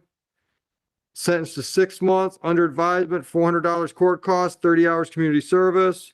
Paid the $400, but have not provided proof of community service before the due date of February 28. Where are you at with community service, sir? I was going to ask if the court would grant me an extension because I've been in care of my mom and my it's a mixture of my care of my mom with her dementia, Alzheimer's, and my job. Where are you working at? I'm working in I live downriver, but I'm working in Marshall, Michigan. So I'm driving an hour and a half to Holy work. cow, who do you work for? DFM through Ford. We're out here on the construction site where they're building the battery plant. Oh, yeah. Yep.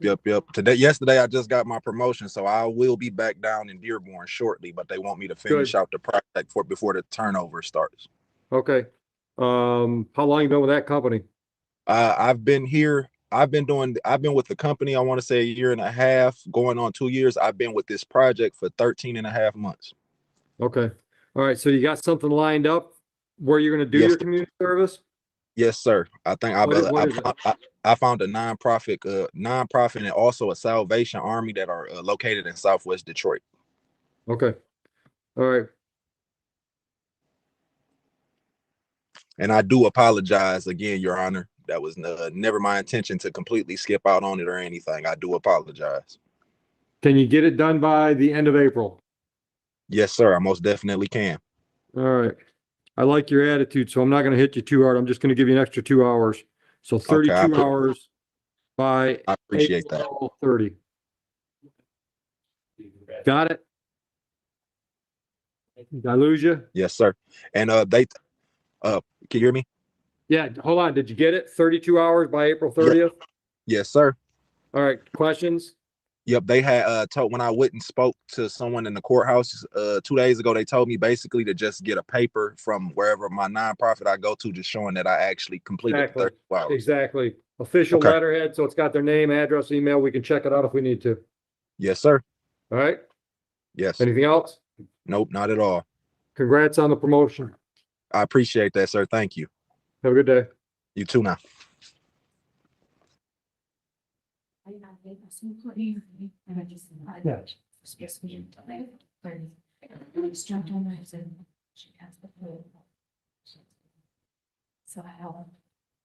I should make her come, see if she can come later. She's out. Yes.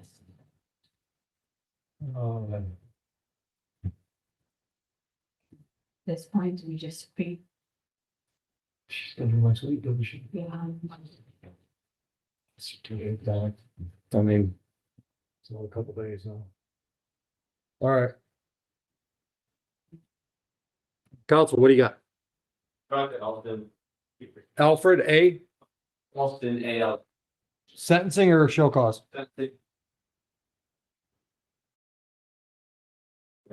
All right, got the file. Your appearance. Jack Newhan, Neighborhood Defender Service, seat number 84871. Good morning. Have you gentlemen had a chance to go over the report and recommendation? We did, Your Honor. Anything in there that is factually inaccurate? No, Your Honor. Anything you want to add by way of elocution? Do you have a question, Your Honor? Sure. Use the 34th District Work Program. It's an alternative to jail time. So where I would normally give jail, quite often with files, I'll do some work program. What it amounts to is you pick the days, we'll schedule you. The days you pick, you have to be here at 8 o'clock, not 8:30, 8 o'clock. Then they'll go out and work with our crew. We're getting a little early yet, but we're getting into the season where we're doing festivals around our 5 communities. You might be working one of the festivals and picking up trash. You might be working on the side of a road somewhere, cleaning up a park, that kind of stuff. It works out to be usually what, Vanessa, 5-6 hour day? Yeah. Yeah. Okay. Anything else? In allocution, Your Honor, this was 3 years ago. I don't think he's any kind of risk to society or himself. He's gainfully employed. We understand the request for a substance abuse evaluation. I actually why they want to evaluate. Don't think that there's a substance abuse issue with him particularly. I think if there was, we would have known within the last 3 years. That's why I like to go with the evaluation. Right. Somebody can spend more time with you than our probation department. You do a full-blown evaluation with somebody and they say, no problem here, great. Nothing necessary to move forward. The evaluation comes back and recommends some treatment, then we're gonna talk. Okay? Anything else? I'm sorry. Anything else? No, this is it. Anything you want to answer? Okay. All right. So I went over the recommendations as well, and I'm going to adopt those recommendations in full. So you went over 1 through 9 with council as recommendations. Those are now court ordered. So on the count 1 charge, 12 months probation, total fines and costs on that file, $1,200. I'll send you downstairs to talk about payment options. On that file, I'm going to put all 6 days of the work program on that file. Then on the count 2 file, it's just 12 months probation, same terms, an additional $1,200 fines plus court costs. Same thing, talk about payment options downstairs. Any questions, clarifications? No. Good luck. Oh, one thing I should tell you. You violated bond when you continued to use mood altering substances without a doctor's prescription. Don't make that a habit because now you're on probation. There will be consequences. You currently owe us $540 on something else. Traffic, double parking and a traffic device civil infraction. Can you put a payment plan together on all this? Put the payment together. It's shown. You tried to do it online? Yeah, Much easier. paid by 600. It's much easier face to face. Get it all worked out before you leave the building. All right, good luck. Thank you, counsel. I want to think he's Yeah. going to North Carolina. He needs to. I just looked at the clock. We're like a hour and 40 minutes into this show already. I don't know where this morning has gone. Programming note, though, we are not doing a 4th hour today, just 3 hours, because I have some other commitments today. So sorry about that. Let's go down to Louisiana, check out the parole board.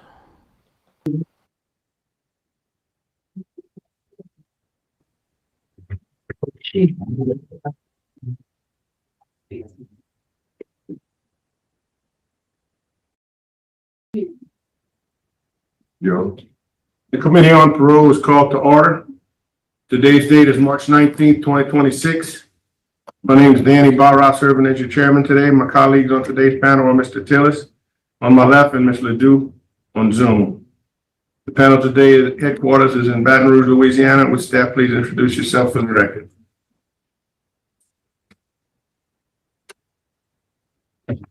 Deputy Warden Chad Darbo. Darius Credit, Assistant Warden Classification. Jackie Christian, Records Manager. Christy LeBlanc, Classification. Thank you. Our remote location is Hunt Correctional Center.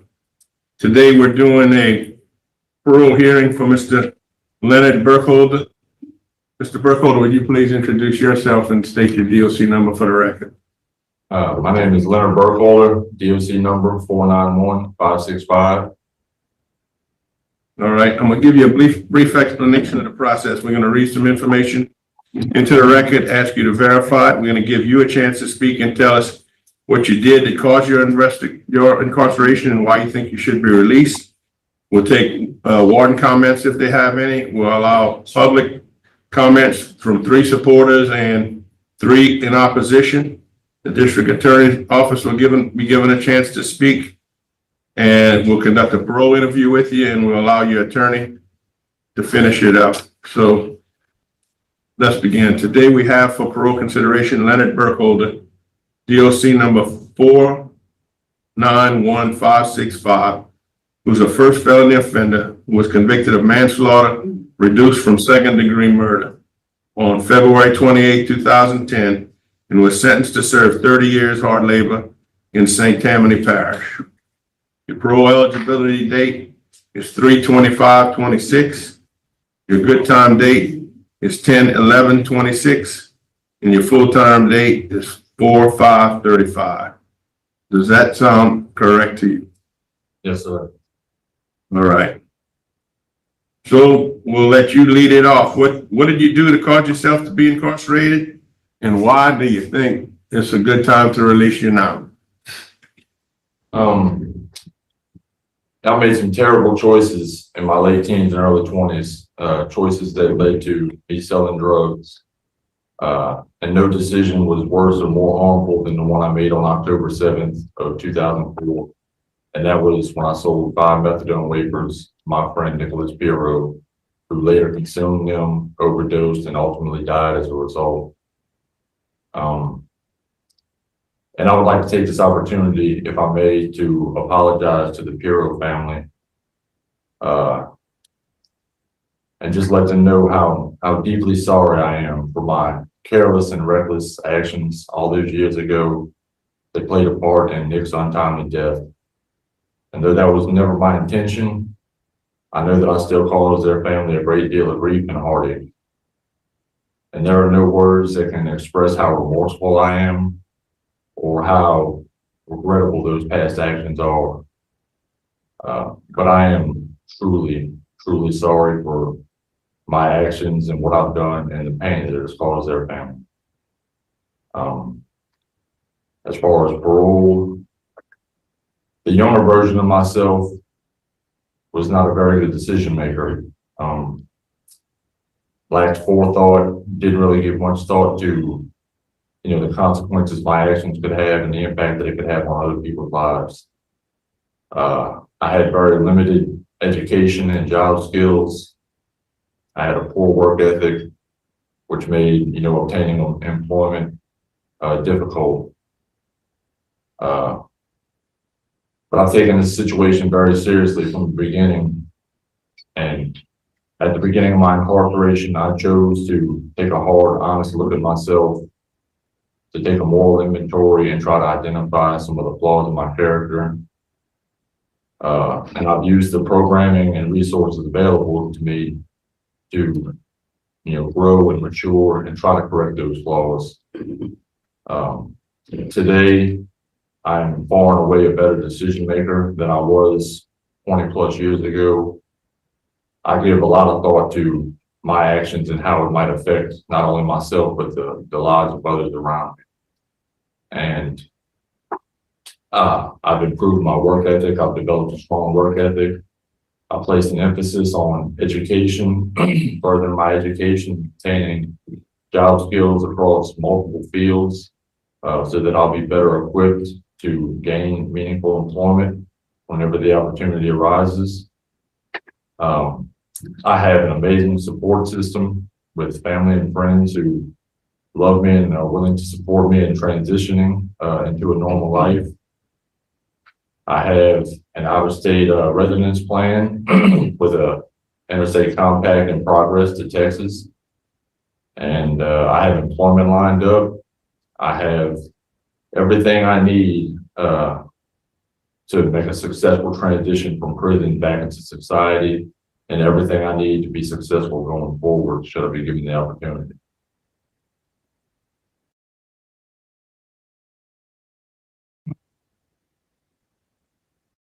Do you or your staff have any comments to add to Mr. Burkhalter's statement or to his behavior there while he was incarcerated with y'all? Yes, sir.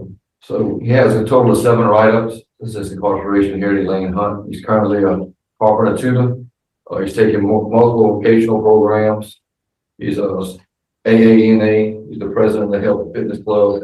And I've been here 3 months, but I've talked to other staff members that have been here a long time, and they said anytime they need anybody to volunteer or help, he's very helpful, and they have no problems and no issues with it at all. All right, thank you very much. Today we have people here speaking in support. We have Jane Hogan, the attorney who's here present and wants to speak. We have a friend, Alicia Roble, a best friend who is on Zoom but not speaking. We have Mark Bruton, a brother-in-law who would like to speak, Tina Bruton, a sister who would like to speak, and Linda Larpenter, an aunt who would like to speak. So I know Ms. Hogan wants to go last, so we'll start with Mark Bruton. Would you step to the podium and tell us what you got to say? You guys see me? That's fine. Okay. That's good. Thank you for the opportunity to talk to you guys this morning. I just wanted to follow up on what Paul was saying. I've only known Paul Leonard Paul since 2016, when me and his sister started dating. And I do plan on providing him employment with the company that I work for, in whatever capacity. There's several different opportunities he's going to have to find his way. We have housing, set up for him to live with us. So he'll have every resource we have available to make his transition as smooth, to be a productive citizen to our society. And I will add also, in my career, I've hired and evaluated hundreds of people for employment. And I feel like I've been pretty successful in my career of judging a man's character. And I will have to say that, I'm 100% confident that should you guys choose to let Paul out, then he will be a very solid contributor to society. Thank you. Thank you. Next, we'll hear from Tina Bruton. Good morning, I'm Tina Bruton, Leonard's younger sister.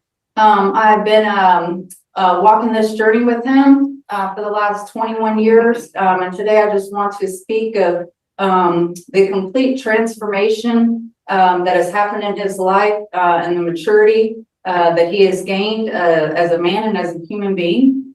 And we are in complete support of him financially, emotionally, and spiritually to help his transition as he were to come home. If that were to be granted, I would just ask that you would to kindly please consider his choices that he has made to support his growth thus far.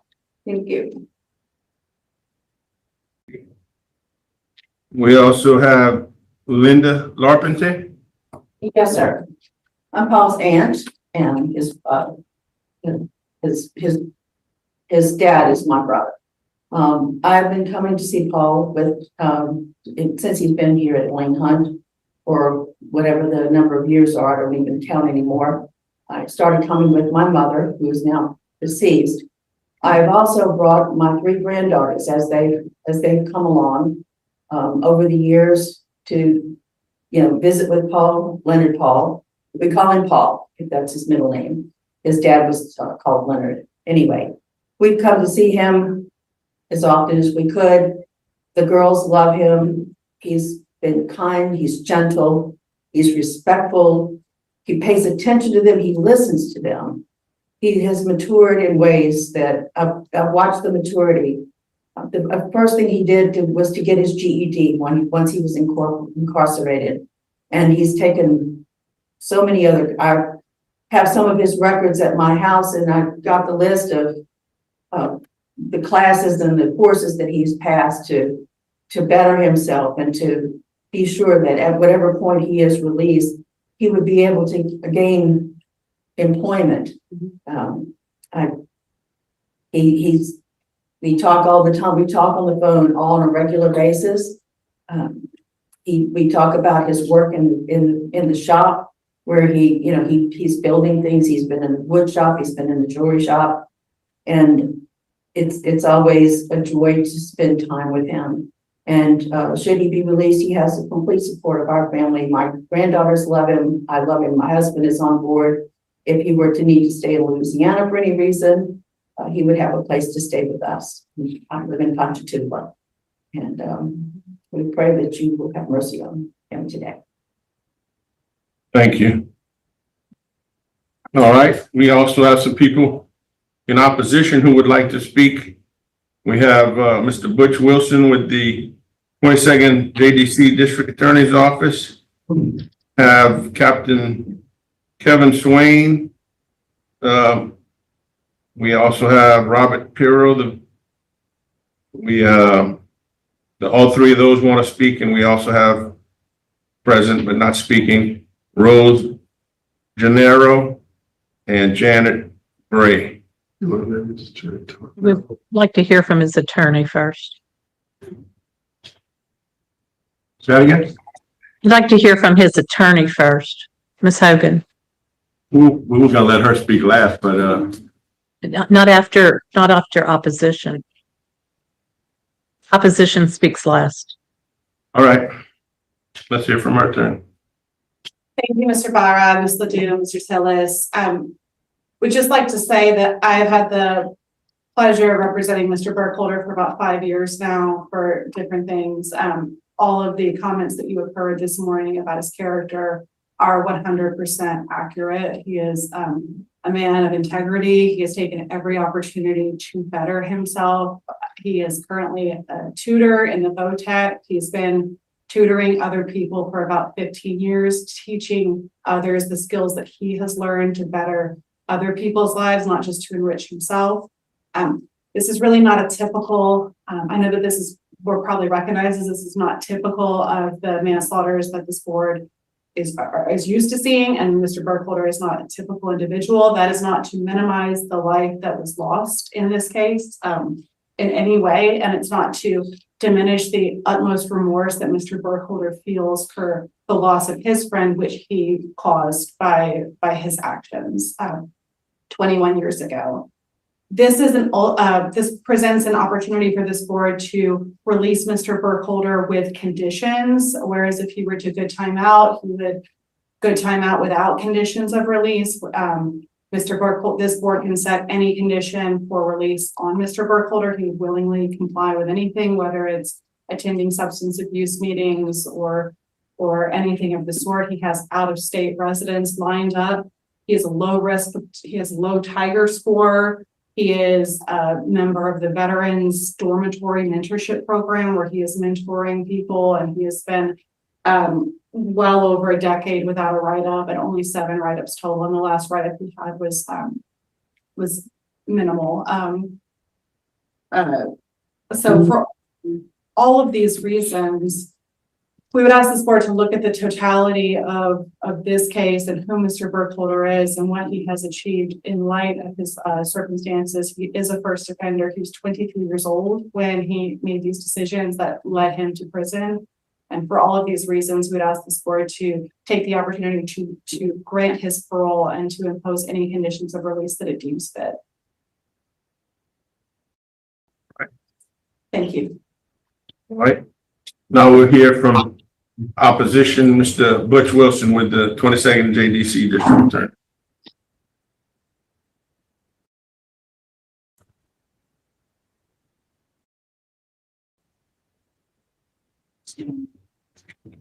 Still on mute. Want to let him go last? Yeah. Can y'all hear me? No. Hello? Yeah. Yes. Oh, am I going last or are the family members speaking first?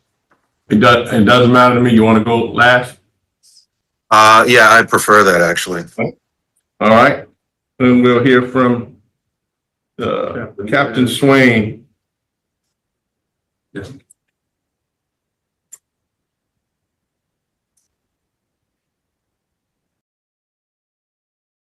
Thank you, board, for the serious job that y'all have today.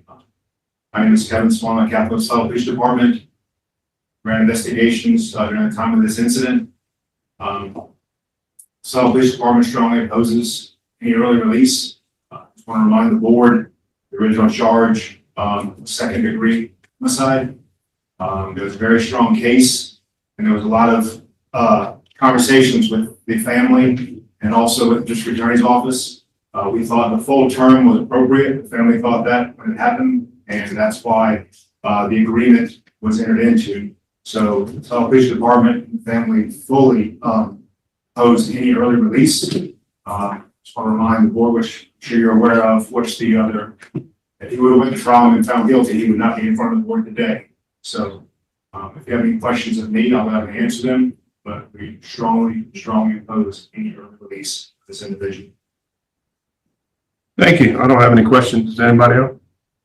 No. No questions. Thank you, sir. All right. We got Mr. Robert Pirro.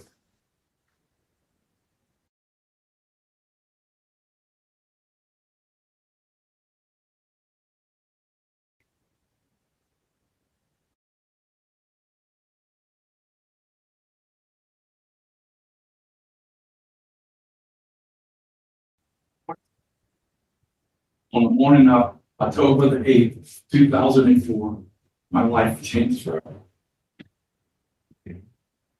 My wife was in the kitchen and I asked her what time the extended appointment was. She said she was going to wake him up.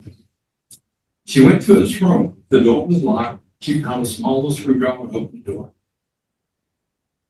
I heard her screaming and crying, and I rushed into the room where she was holding his son. She told me to call 911. Something was wrong with Nick. He was not moving. His body was cold. Darlene was screaming to get help. I ran across the street and asked the neighbor to help. He came over and didn't know what to do. My wife was crying and begging him to do something as she was holding her child in her arms. I went outside when the police arrived. They sent the Nick's room. Police officer walked inside and he came out, took off his gloves and said, "I'm sorry." My wife was screaming as she held her dead child in her arms. Seconds later, the EMTs arrived and other police officers. They confirmed my child was dead. The police asked us to go into another room while they started the investigation. I heard EMS and police say it was a very possible overdose. They said they have seen a lot of these cases lately, and this is a serious problem in the parish. I called my wife's parents to tell them that their grandson was dead. I called my daughter's school and told her Nick was dead and to come home right away because we needed her. I called my mother to tell her Nick was dead. Please call my sisters. This was a horrible nightmare. My wife and I were zombies. It's going to be real. My only son was dead. I was in shock. My daughter and my in-laws had to make the funeral arrangements.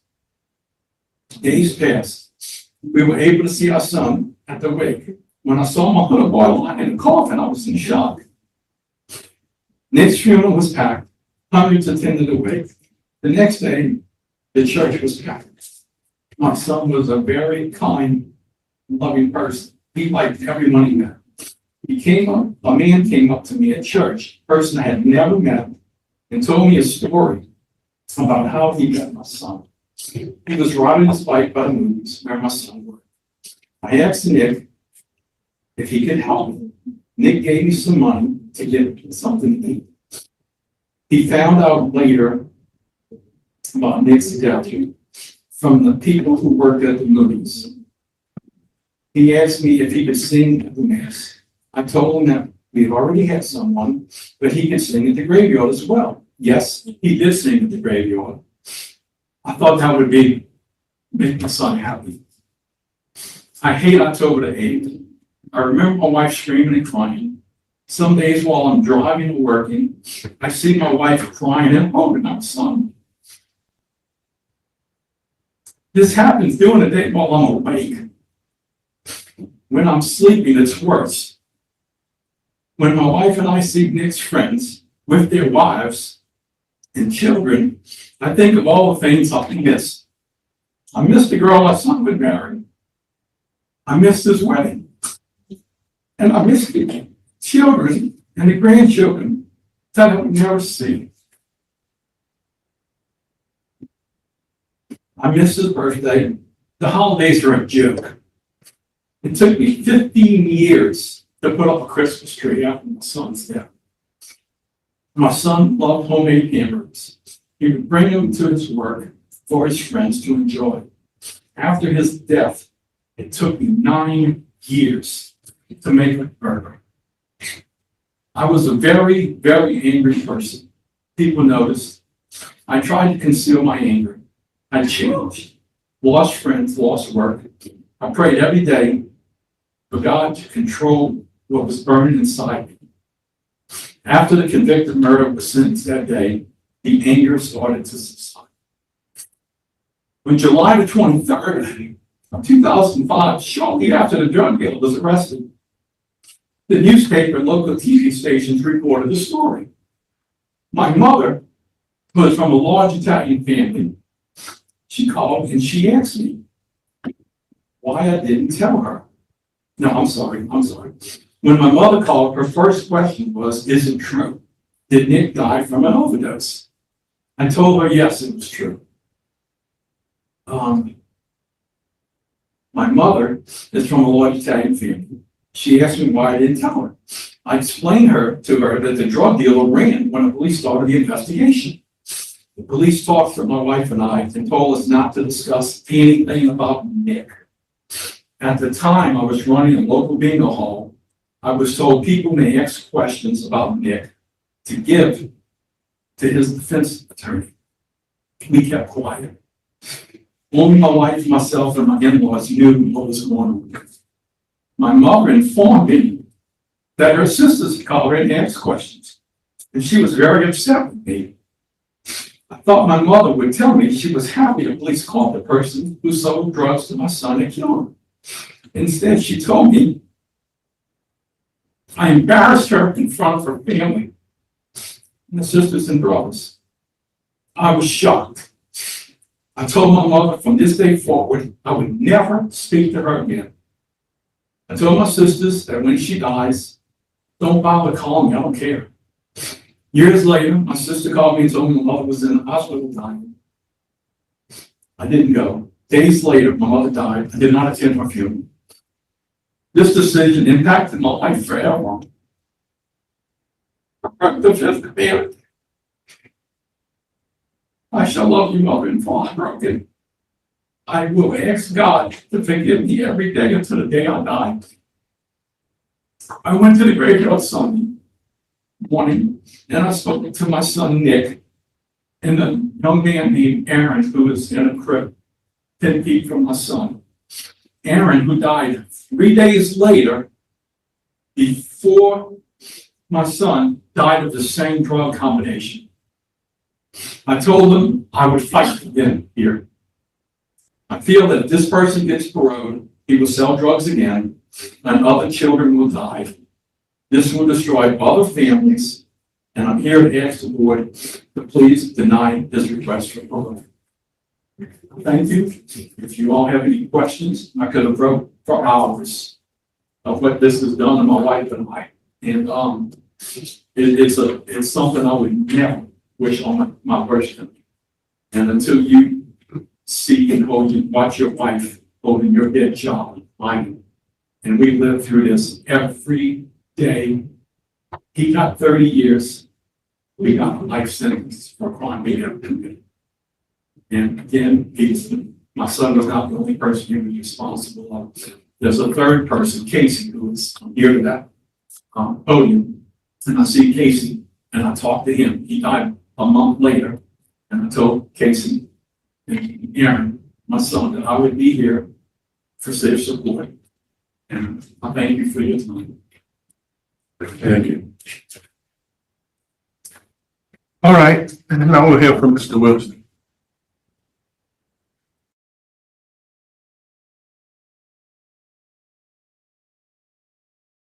Muted. Is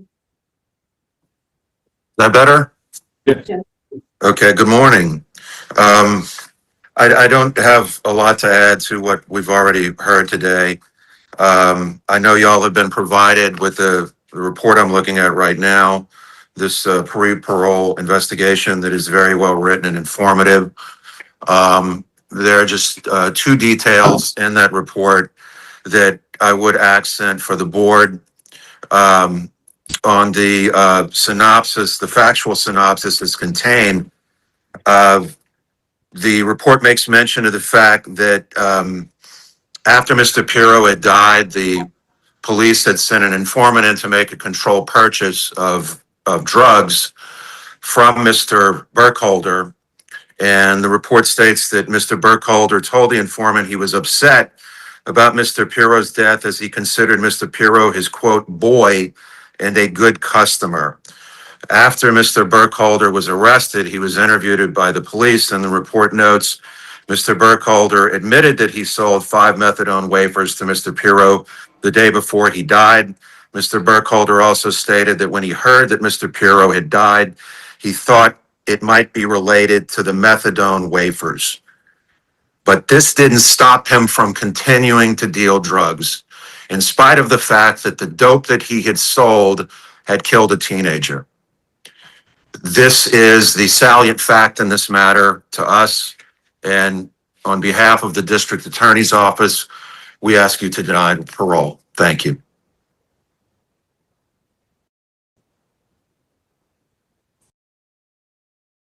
That's all the people that we had that wanted to speak today.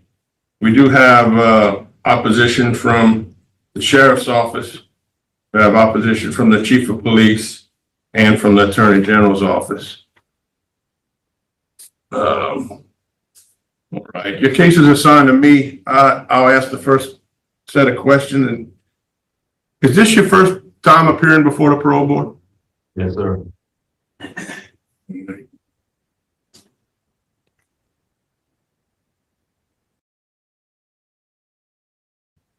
I really don't have any questions. This case is self-explanatory.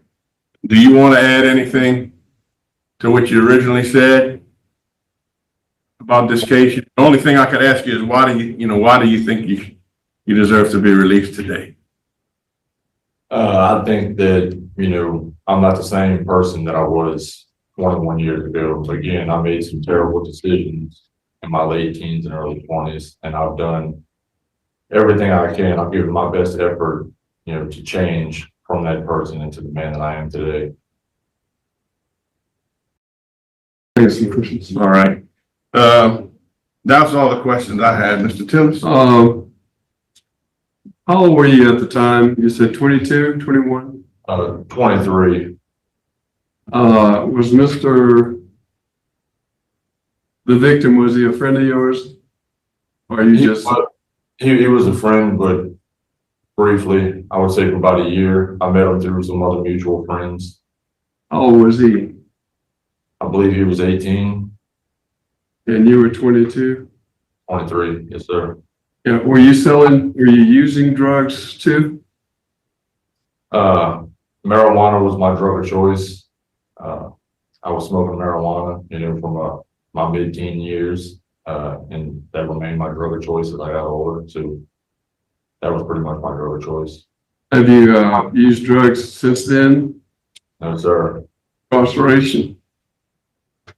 What about, I see you've taken a lot of classes and stuff. What are the ones that impact you the most?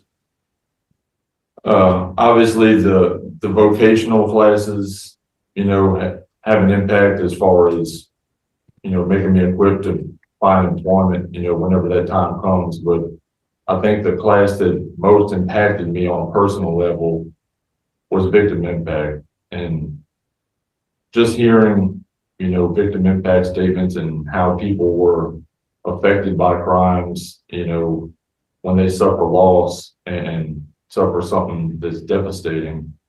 I think a lot of people at the commission of their crime, they don't really realize that it's going to have on, you know, other people. Like the ripple effect is, it's so mind-boggling how many people are affected by a crime.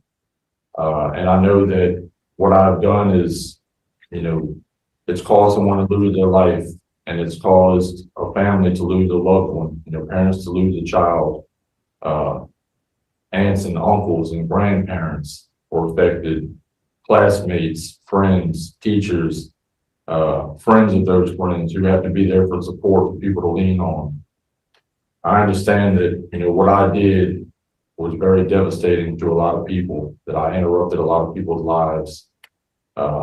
Again, I was a young, irresponsible person at that time. And since then, I've tried to control my path going forward and just to transform into a better person, to make better decisions and to, you know, have some thought as to how my actions can impact other people and other people's lives. And I think I've done a good job at, you know, changing from the person that I once was into the man that I am today. How long did you sell drugs to him that you can remember? For about the length of our friendship, for about a year. He was introduced to me for that sole purpose. Just introduced to me through mutual friends, and that was basically our acquaintance. But we built a friendship, I guess, through that, through the constant contact and interaction. Selling drugs was pretty good money then, was it? What was that? Good money. No, sir, it really wasn't all that great. And I think the main reason that I even got into that was, as I said, marijuana was my drug of choice, and the guy who I was getting my marijuana from just happened to have pills and things like that, and it became, I was the middleman for a long time. Just my circle of friends, you know, that were looking for things. It was easy and convenient, and one day I just had the brilliant idea to stop putting the money in somebody else's pocket, into my buddy's pocket, and just put it into mine. And it really wasn't all that great money, but it allowed me to get my marijuana pretty much for free. Again, you know, hindsight's, you know, 2020, and all of these decisions, you know, you look back on them and they're terrible. I was raised better than that. You know, I brought a lot of shame to my own family, and my parents and everybody that's had a hand in raising me with good morals and principles and values. And I just made bad decisions, and any decisions that I made, you know, should have no bearing on them and how they raised me. I was young and dumb and irresponsible. Do you feel like maybe you might smoke a little marijuana later on if you're released? I was drug-free in the months leading up to my arrest, and I've been drug-free for the past 21 years. I have no desire to use drugs. However, I understand that addiction can be a tricky thing, and I'm willing to take classes, AA, NA classes, wherever I'm going if I'm released, or any other substance abuse classes if the board deems necessary. I have no problem with that. Have you gone to AA since you've been incarcerated? I've taken AA and NA and substance abuse. Yes, sir. Okay. I have no more questions. I'd like to understand better the program you were involved in, the veteran mentorship program. Can you explain that to me, please? It's a program. Originally, it was designed to help incarcerated veterans, but there are so few of them that they wanted to bring in other guys who, I guess, exhibited qualities of leadership to help mentor other young guys that were coming into prison, to try to give them skills and things like honesty and integrity to kind of guide the younger guys that seem lost in their way. And the program has been really great in that regard. And so they build up mentors and help those mentors go out and kind of mentor other younger adults. So you live in a dorm so you have a special dorm that you live in. And it's my understanding that if you have any kind of disciplinary problem or anything, then you're removed from that program. Is that correct? Yes, ma'am. And how long have you been in that program? I've been in that program since 2018. Okay. You got your GED while you were incarcerated? Yes, ma'am. That was the first thing I did in 2006. And then you also got a craft diploma for your carpentry work? Yes, ma'am. Carpentry and fiber optic installation and just a number of different fields through NCCER, which is a big, I guess, construction type of overseer. And then who are you when it says you're a registered tutor, who are you tutoring and in what subjects? We have other inmates that come through the vocational classes like carpentry and welding and air conditioning and refrigeration. My specialty is in carpentry. And we usually have 10 to 12 students at a time, and they rotate as they go through the levels of their classes. And I usually have 10 to 12 students. So you're tutoring those new to the program. Yes, ma'am. Okay. Those are the questions I wanted to ask. I just needed that clarification. You have had pre-release, right? Yes, ma'am. Okay. Other questions you have, Ms. Liddy? Yes. Yes.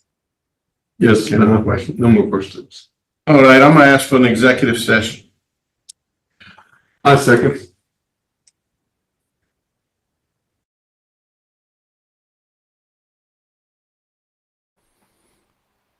Alrighty, they're going to discuss things. While they do that, let's go to Michigan. We'll see what's going on with Judge Simpson.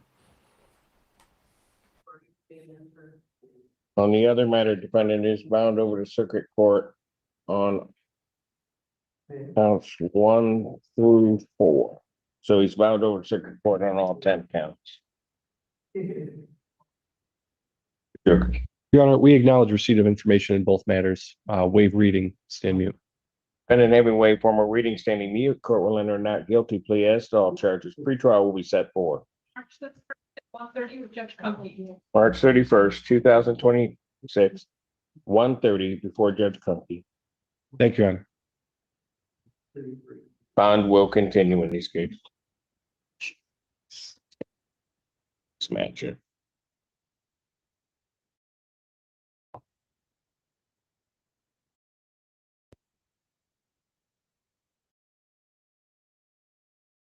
Court calls the case of the People versus Warner, Ali Thomas. Check while I speak to the people. And assistant public defendant Nick Bukovich for Mr. Ali Thomas, who is now approaching. Mr. Ali Thomas, can you please state your name for the record?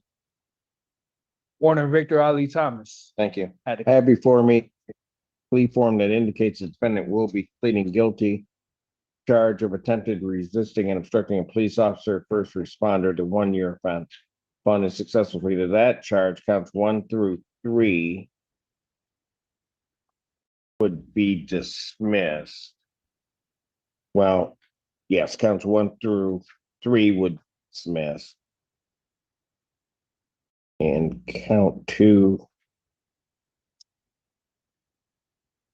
Is gonna have to help me. I got 1 through 3 in this case would be dismissed. And then there's another 15th district court case where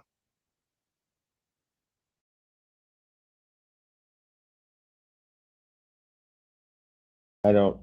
I mean, it's a global resolution for to resolve court cases.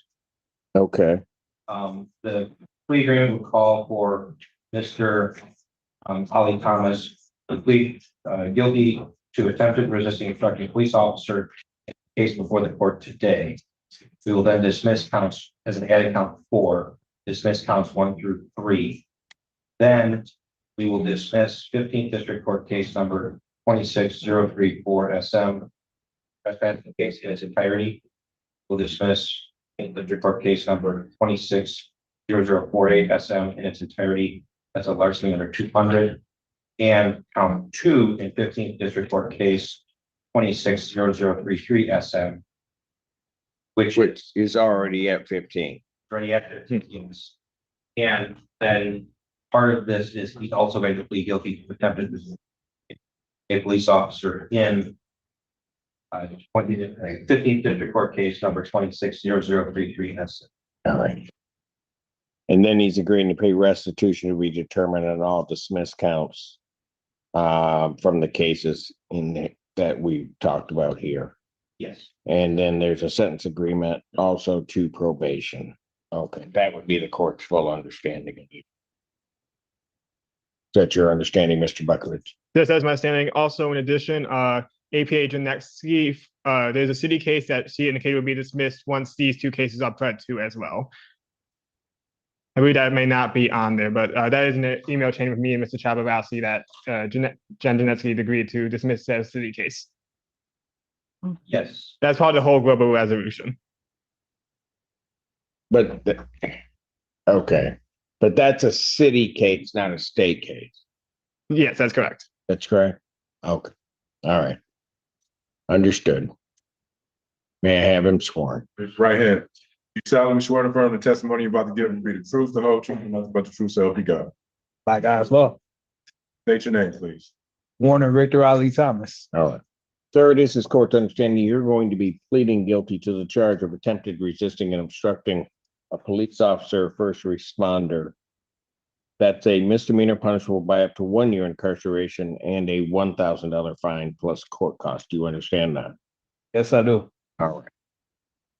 You understand also that while I'm taking your plea, I would not be your sentencing judge and you would be sentenced before Judge Garwood in the 15th District Court. In a row. In a row. Pardon? In a row. Yes, sir. So understanding all of that, how do you plead to that charge?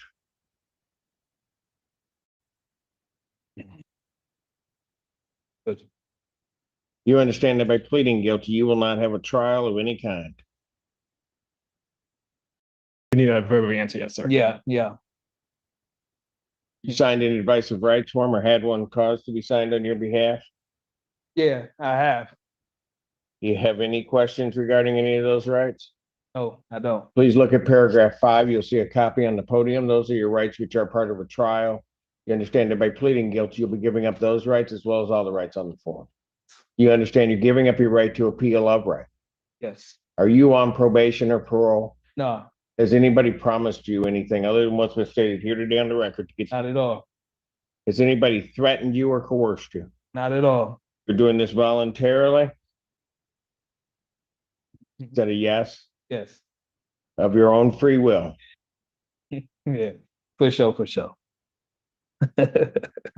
Well, I'm done. You had it. That's because he's not free now.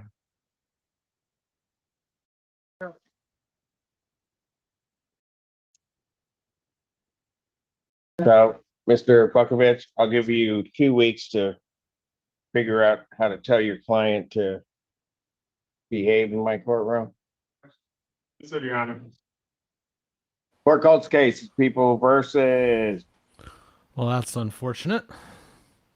Don't do that in Judge Simpson's court. Let's go back to Louisiana, get their decision.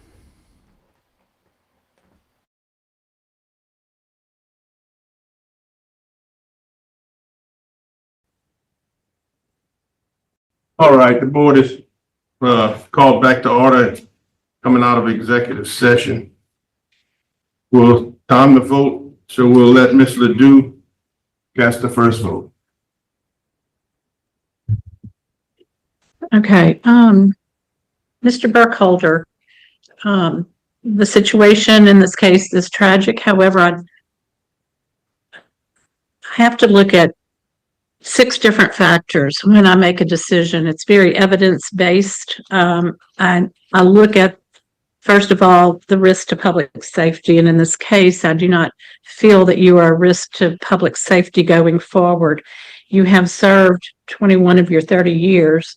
But it's the manner in which that you have served, by taking advantage and being a productive member of that community. You have excellent programming. You've given back as a tutor. You have good behavior. You have excellent plans for moving forward. My vote today is going to be to grant parole to your interstate compact only, and that you avail yourself to AA-NA meetings at least once a week for the first year. So that's my vote today. Phyllis? Mr. Leonard, I believe that this is difficult. You have shown remorse. I don't think you're a risk to public safety. I think that you've served enough time. My vote today is going to be to concur with Ms. Ledoux, the grant. All right. Like Mr. Tiller said, this is a tough case. I don't believe you intended to kill the man, but you did.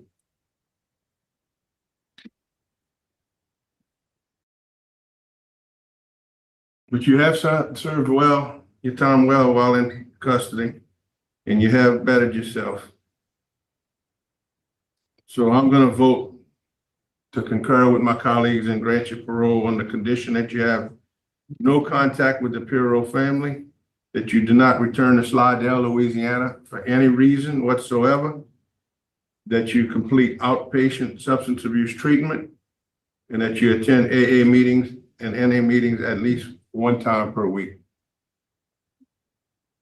So based on that, today your parole has been conditionally granted. Good luck. Thank you.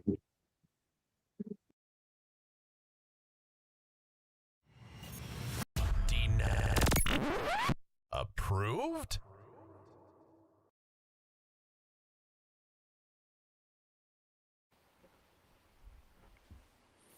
Approved.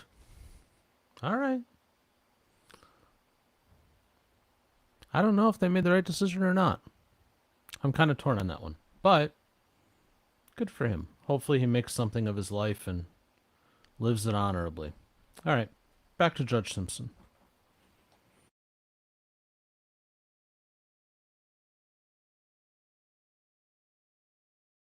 Bridget Nicole back. Thank you, ma'am. What are we doing? Your Honor, I provided Mr. Chebalowski with some medical information. I don't know if it's been probative at all. Your Honor, I have to it. Really good efforts. During the matter, April 2nd, 2026, 9 a.m. bond continued. Thank you, Your Honor. I will submit a green sheet right. Thank you.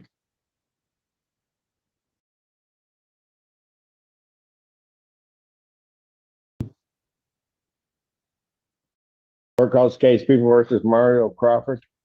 Your Honor, Raymond Cook for the people. Sorry, I'm done, Your Honor. Pardon? You're all set, Mr. You're all I'll set. call you. Back.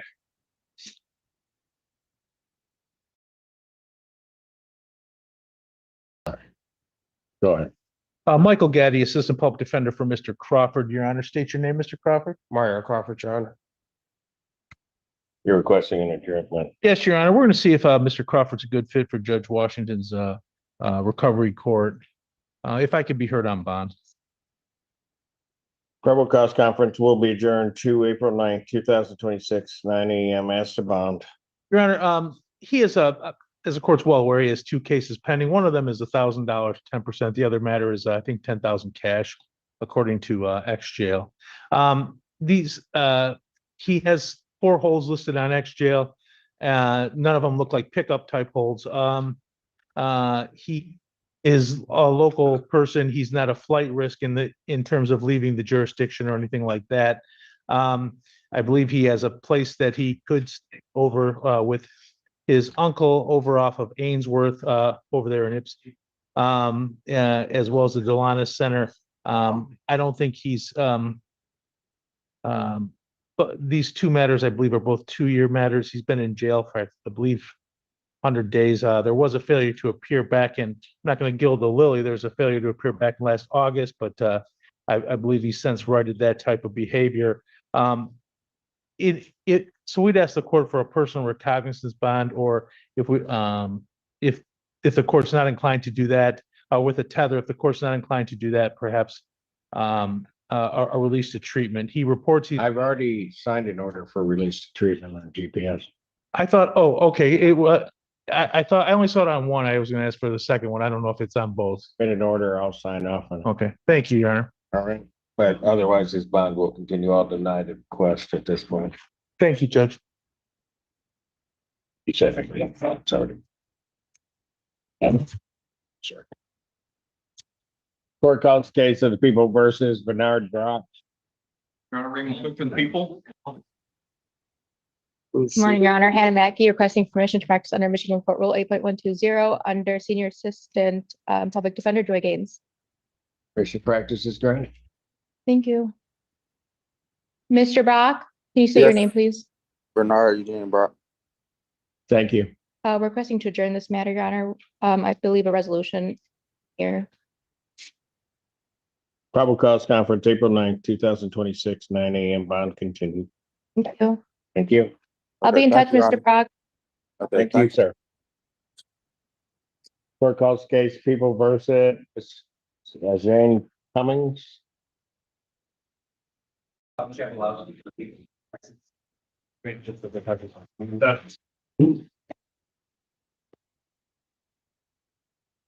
Hannah, on behalf of Ms. Cummings. Ms. Cummings, could you please state your name for the record? Ajane Cummings.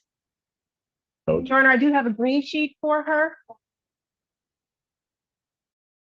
When appropriate, I'd like to address bond.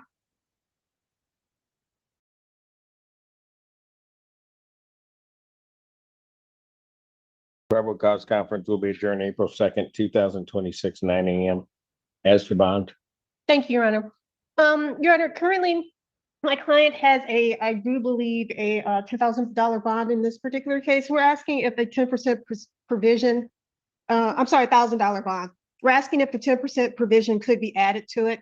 In addition, currently, she is not allowed to go home. I have it as cash surety 10%.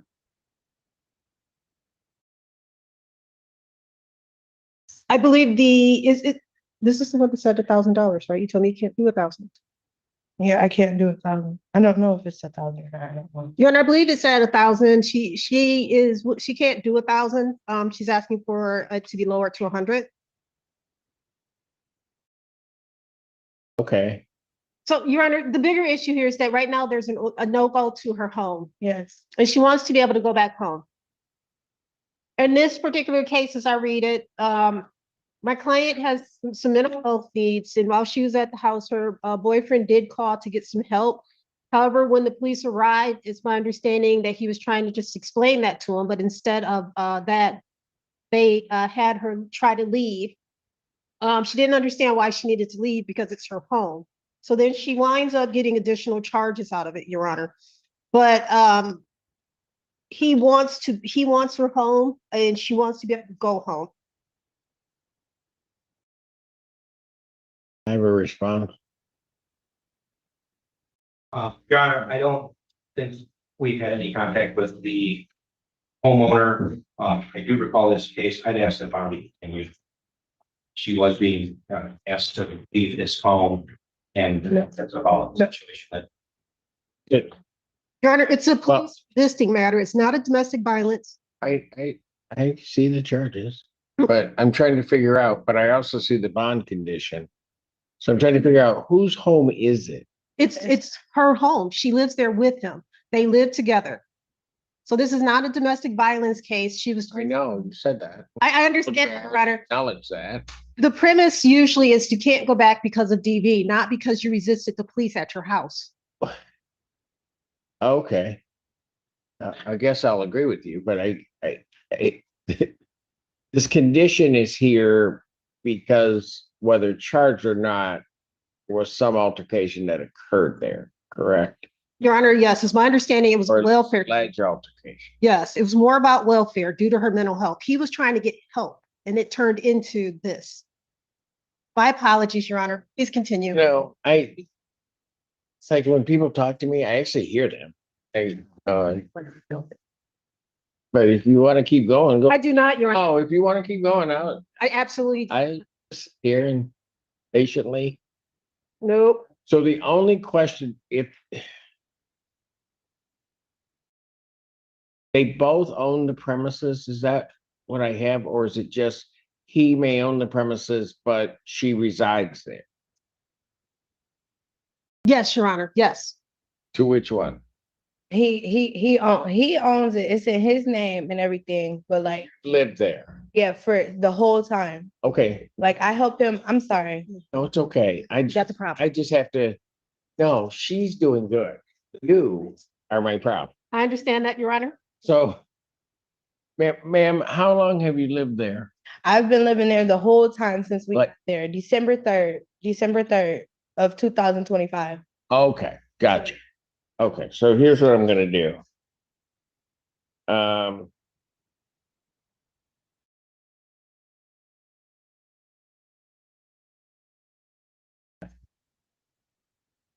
I think she has a 10% privilege on the bond. I will set her bond at a 1,010%. I'll just clarify it, Thank you, Your Honor. right?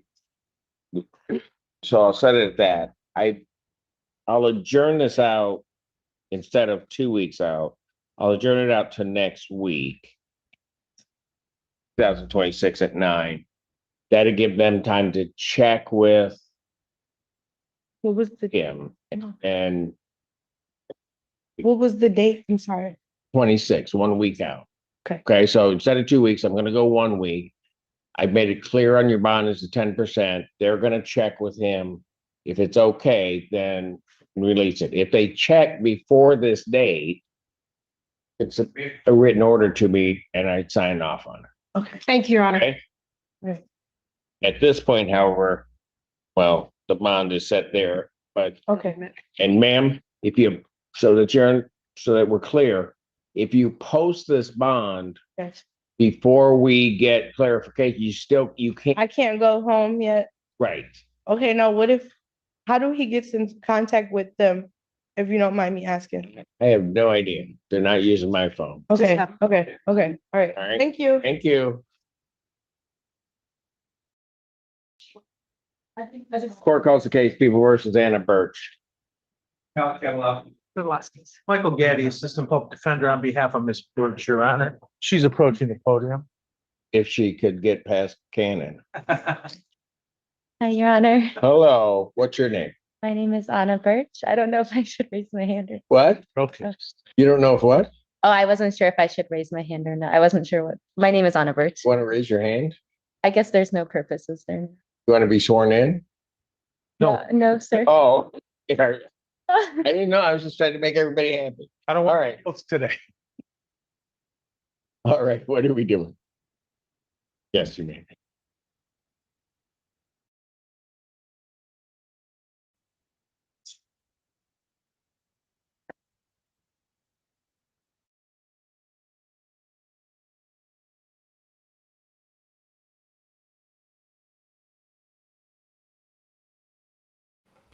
Okie dokie. Since he's muted, let's go back down to Texas, check back in with Judge Stevens.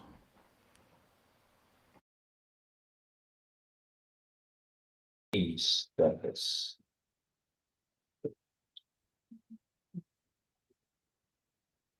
All right.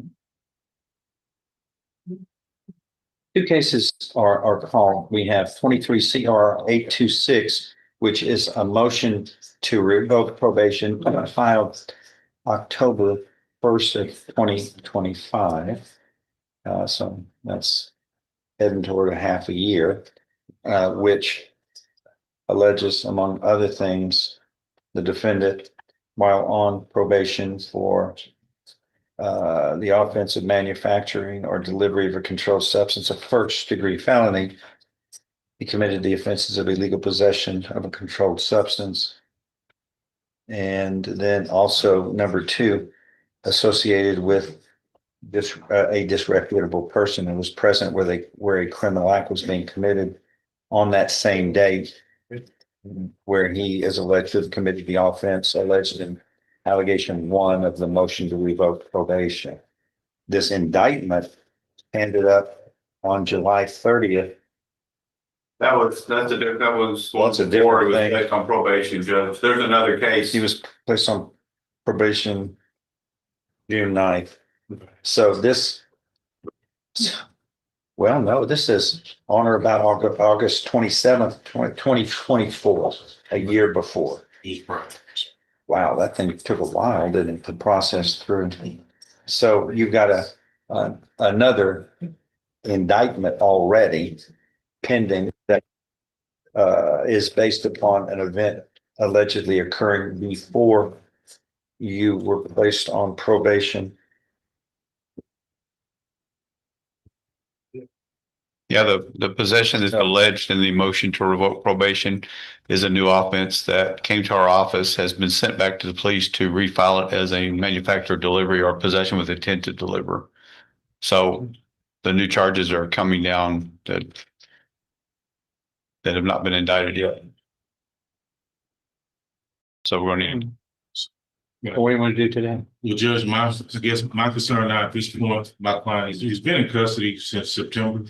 This is the only hold that has him in custody right now.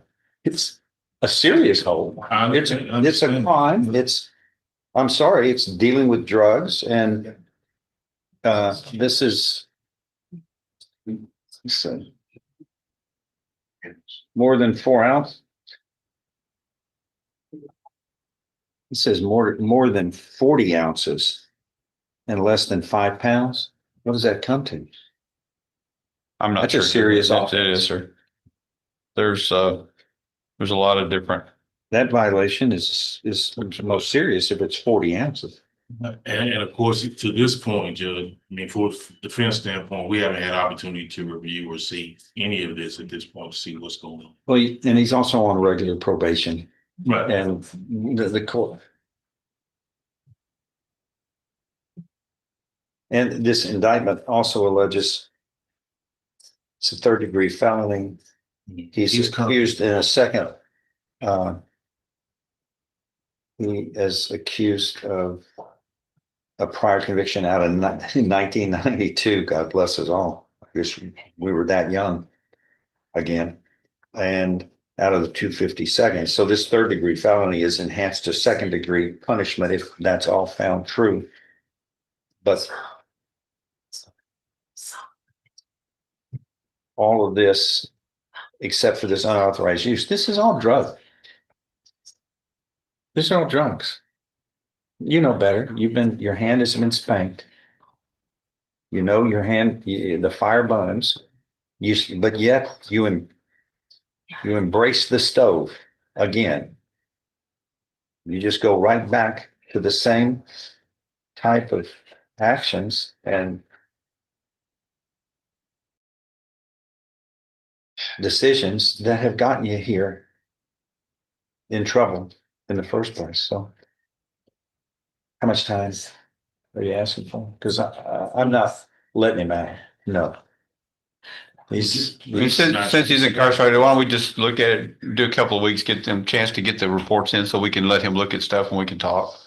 See if we Is that can good? get something out. It's 2 weeks, right? That way we don't just leave him in there for a long time waiting. Well, I don't like anybody languishing in there, but Okay. 2 Yeah, you need enough time. If you think 2 weeks is good to prepare for that, thank you. Oh.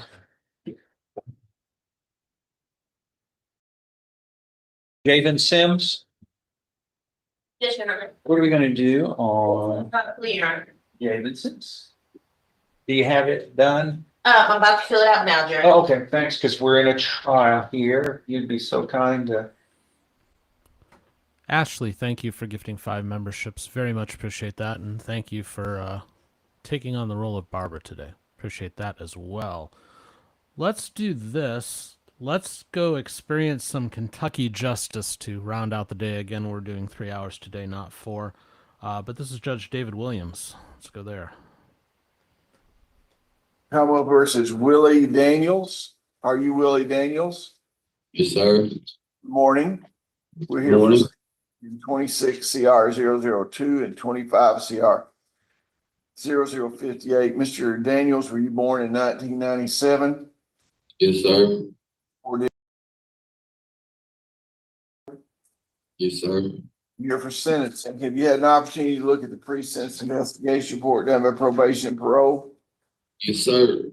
Substantially correct. Yes, sir. Counselor, is there any reason why this gentleman should not be sentenced today? There isn't, Judge. There was one issue when it pleases the court. I'd like to bring it up concerning the PSA. Go ahead. Judge, they gave him 12 days credit. I don't understand, it might be because of 2 different cases, but he actually went into jail December 17th of last year.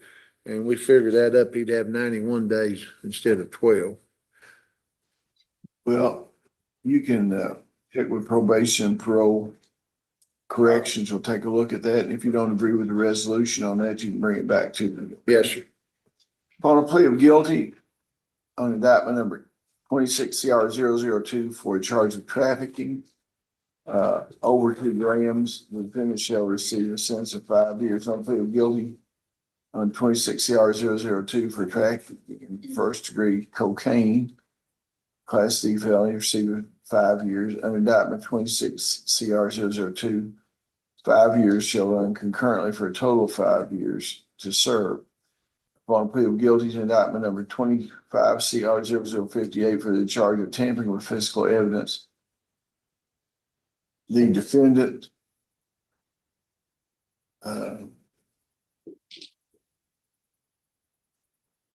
shall receive a sentence of 5 years. The 5-year sentence in 002 and the 5-year sentence in 0058 shall run concurrently for a total of 5 years. Defendant should post probation shall receive credit for time served.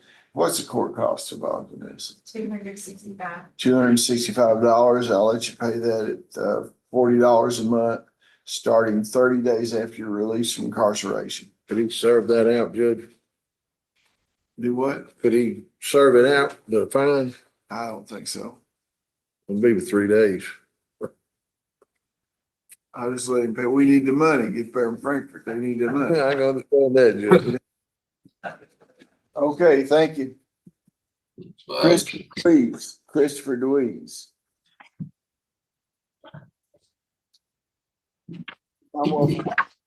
Christopher Deweese, 25 CR 0028. Are you Christopher Deweese?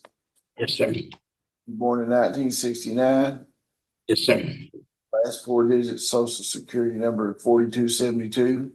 Yes, sir. You're on probation revocation. What does the Commonwealth have to say? Well, he has a 3-year sentence on possession of drugs first degree. And Miss Meredith is here to testify in this case. Hillary Meredith. Okay. He's on Zoom. Can you raise your right hand? Officer, you swear the testimony you're about to give is the truth, the whole truth, and nothing but the truth. I do. Okay, state your name with whom you're employed. Hillary Meredith, employed with probation and parole in Metcalfe County. You may proceed. Miss Meredith, have you been supervising or attempting to supervise Christopher Deweese? Yes, When did that begin? 12/15 of 2025. Okay, and can you tell the court what's happened since that time as far as his failure to comply? Yes, the issue has started on 12/16 of 2025. He was assessed by SSC Miller after a drug use. He was recommended to enroll in outpatient with Fuller Life Counseling. He completed his initial appointment with Fuller Life on 1/12/2026, but as of today, well, the date of the report, which was 2/24. She had advised, Keisha with Fuller Life advised that he had failed to show up for all of his other scheduled appointments. And then we've got failure to report. After his last use of meth, the SSC reassessed him on 2/12, recommended he enroll in IOP. He reported on 2/16 to do that IOP paperwork, but he refused to sign that paperwork that day. He had questions about it, so I offered for him to come back in the next day where we could explain that paperwork to him. However, when he came in, or he did not come in that next day, I had to call and try and get in touch with him. When I finally got in touch with him, I told him to come in, attempted to go over that paperwork with him. He wanted to argue the entire time. He was also drug tested that day and positive for meth. He denied meth use adamantly. We sent that to the lab for confirmation. In the meantime, the SSC told him to go ahead and do his IOP. But then on the 3rd of this month, his labs came back positive for meth. Okay. Well, once he was told to go back to the IOP, did he participate or was he arrested? He was arrested for the labs coming back positive. Okay. So the way I read this, he's had a positive test at Fuller Life, and then he had another positive test where he denied use. Is that correct? That's correct. And he was both argumentative with you, and was he argumentative with the SSC? He was, and he was argumentative with Fuller Life as well. Okay. And I think you put in your report, you said you spent the majority of your time arguing with him regarding SSC and IOP, and he's adamant about having a drug problem, even though it's proven that he has had one. That's correct. And also you put in the report that he was confrontational. What did you mean by that?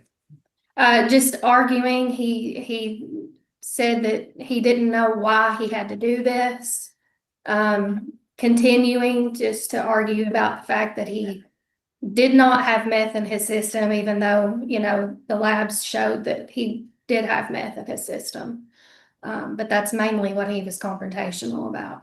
Okay, thank you. I have no further questions. George, any questions? Yes, sir. Officer Meredith. He began IOP at Fuller Life in December or in January? He began in January. In You said January- IOP, or was this outpatient or IOP? Did you say IOP? I did say IOP, but he began outpatient as He well. began outpatient on the 12th, and then he failed to keep those appointments. Can I say something right here, please? Hold on, Mr. Deweese, you'll get a chance. Okay, thank you. Officer Meredith, this is your first time supervising Mr. Deweese. That's correct. Okay. Did he ever call and indicate that he was sick for a period of time in January or February? Did he ever call and what? And indicate that he was sick in January or February? Yes, he did mention being sick. And on 2/24, you administered a urine drug screen at the office? That's correct. It was Officer Bray. Okay. Are you familiar with the process that was used? For the drug test? Yes. Yes. Did they use a brand new test sample cup? We use a sample cup to make sure that we get enough sample in the cup before we open a brand new panel cup. But yes, and Mr. Deweese was present during that.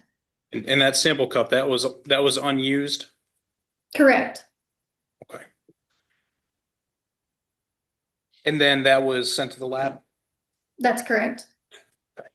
Did you, you also tested that on site? Did we what? You also tested that on site? That's correct. Okay. Is it possible that there are sometimes false positives that the lab picks up for other things other than methamphetamine? It's possible that it could test positive. It's always possible. Okay.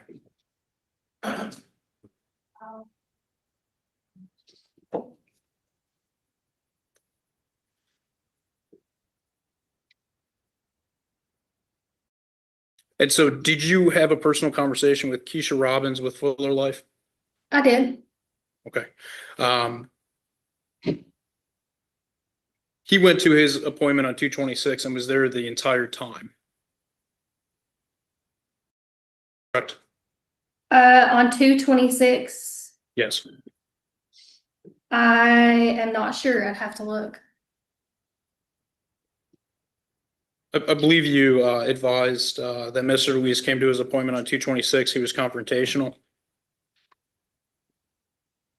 Yes, that is correct. My apologies.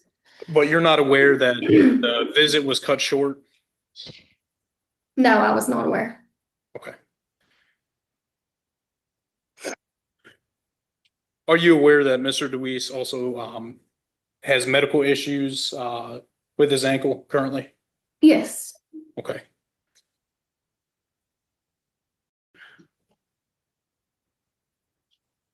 So just to recap, since December, he's had 2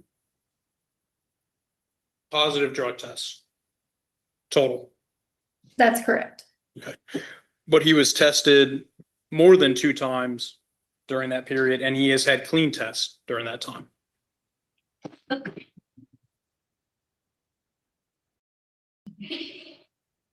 With us, he has only had 2. The first time he admitted use, he was positive at Fuller Life. The second time he was positive at our office. Okay. But he's been tested on February 3rd or February 6th, and that was a clean test.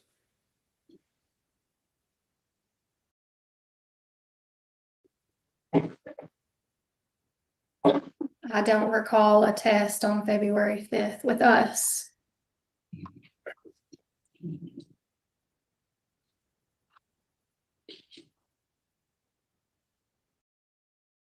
And then just one last question. This is Mr. Luis's first time being on supervision. And so you did take the time to explain more of the paperwork and the IOP process to him, correct? That's correct. Okay.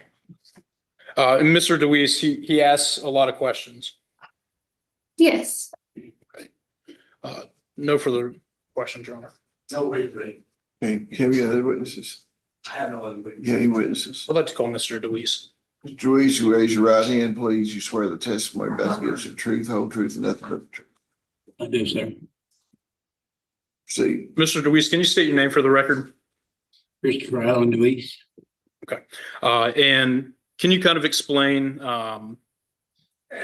your side of the story beginning in December of what your understanding of outpatient and IOP? I didn't understand none of it, to be honest. And on December 16th, I was given a drug test at your office, Miss Meredith, where it's clean. January 11th was the last day I used meth.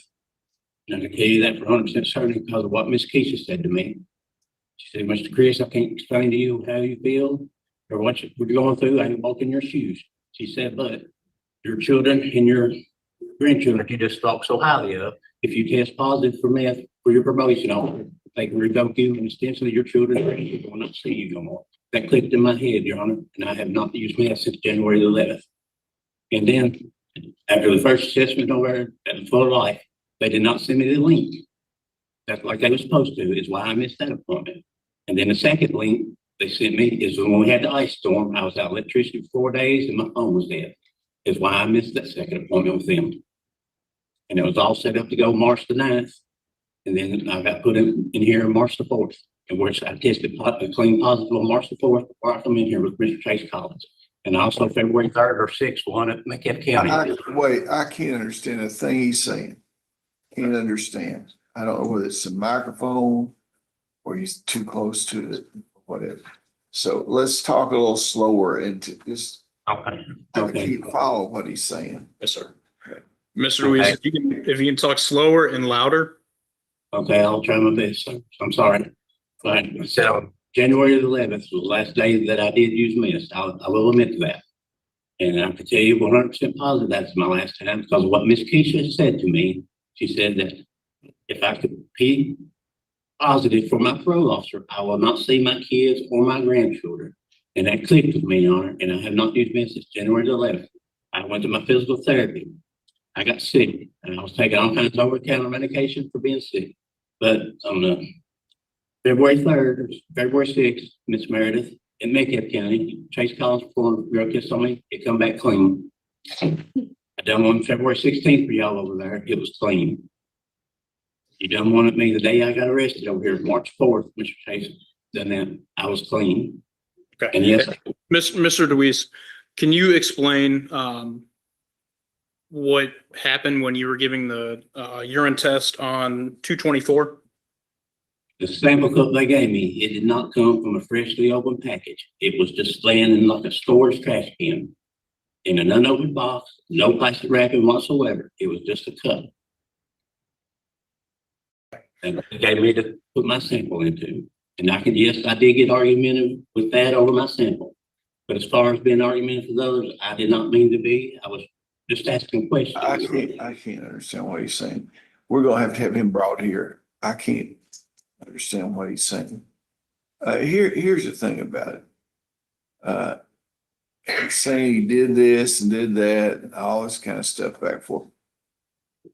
I need to get him, you'll get to cross-examine him in a second. I mean, does he say he didn't violate anything? Ask him what he did violate. Best I can tell, he said he's had a clean test. Yeah, I mean, that's. And he denied use on. That's just like saying somebody walked down the street for 10 days in a row and didn't shoot anybody, and then 3 days he did. I don't understand. I mean, is he denying, have him concentrate on the violations that he's accused of? Yes, Okay? he is admitting to violating the urine test on January 12th. He is disputing the 2/24 because in his opinion, he was not using a brand new sample cup. Well, of course, I don't think he's not an expert in that. So, I mean, go ahead. What's the other stuff? Your Honor, what I mean by that, if you can understand me, is the sample cup she gave me, it was already open. It was not in a package. And then, Mr. DeWeese, how did your conversation go with Miss Robbins at Fuller Life? I thought it went wonderful. I mean, we was laughing and joking, cutting up, and I was there 45 minutes to an hour that day. Okay. And they done a drug test on me also that day. I do not know the results of them. Your Honor, I think that's all the testimony we'll need from Would Mr. you like to Robbins. cross? I do not wish to. Okay. You have any other witnesses? No, sir. Okay. You make your argument. Yes, sir. Mr. DeWeese was placed on 3 years probated for 5, Your Honor.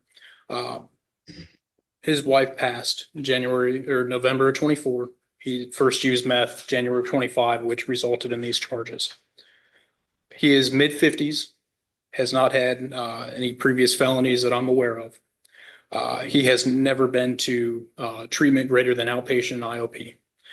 He currently has an ankle injury. That's why he's on crutches. He has a follow-up CT, I believe, the end of the month. He has a plate and screws and a boot on his ankle. We would be asking this court to not revoke his probation, allow him to get back out on IOP. I've had a conversation with Mr. DeWeese.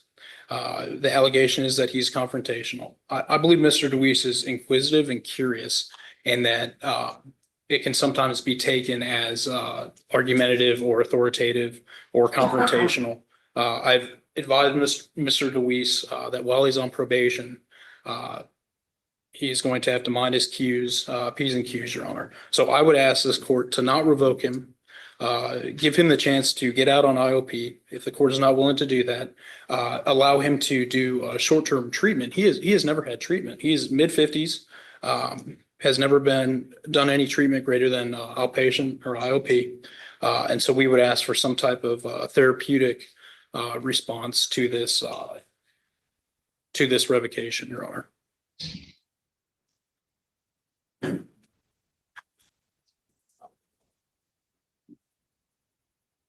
You know, I think the problem is, and one of the bases for revocation is, and I think there's two routes the court can go in this: either revoke his probation or send him to treatment, because he's proven that he's not amenable to being supervised by probation.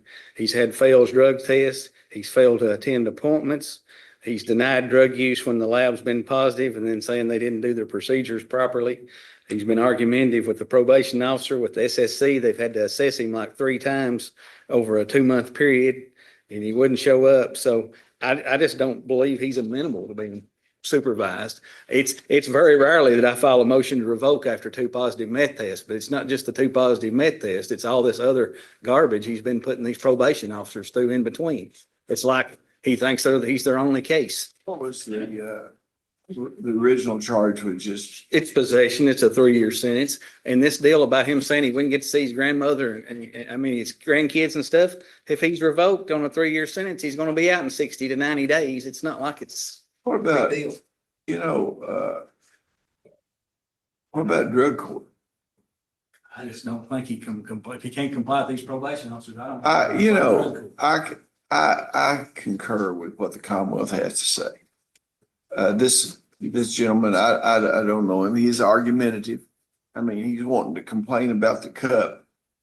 You know, I mean, does he think they have any like that the cup would have made any difference? He believes it was a contaminated cup. He believes that, but he believes I mean, he just is not subject to being compliant with any of these things and not showing up, that sort of thing. I mean, I don't know what else to do with him.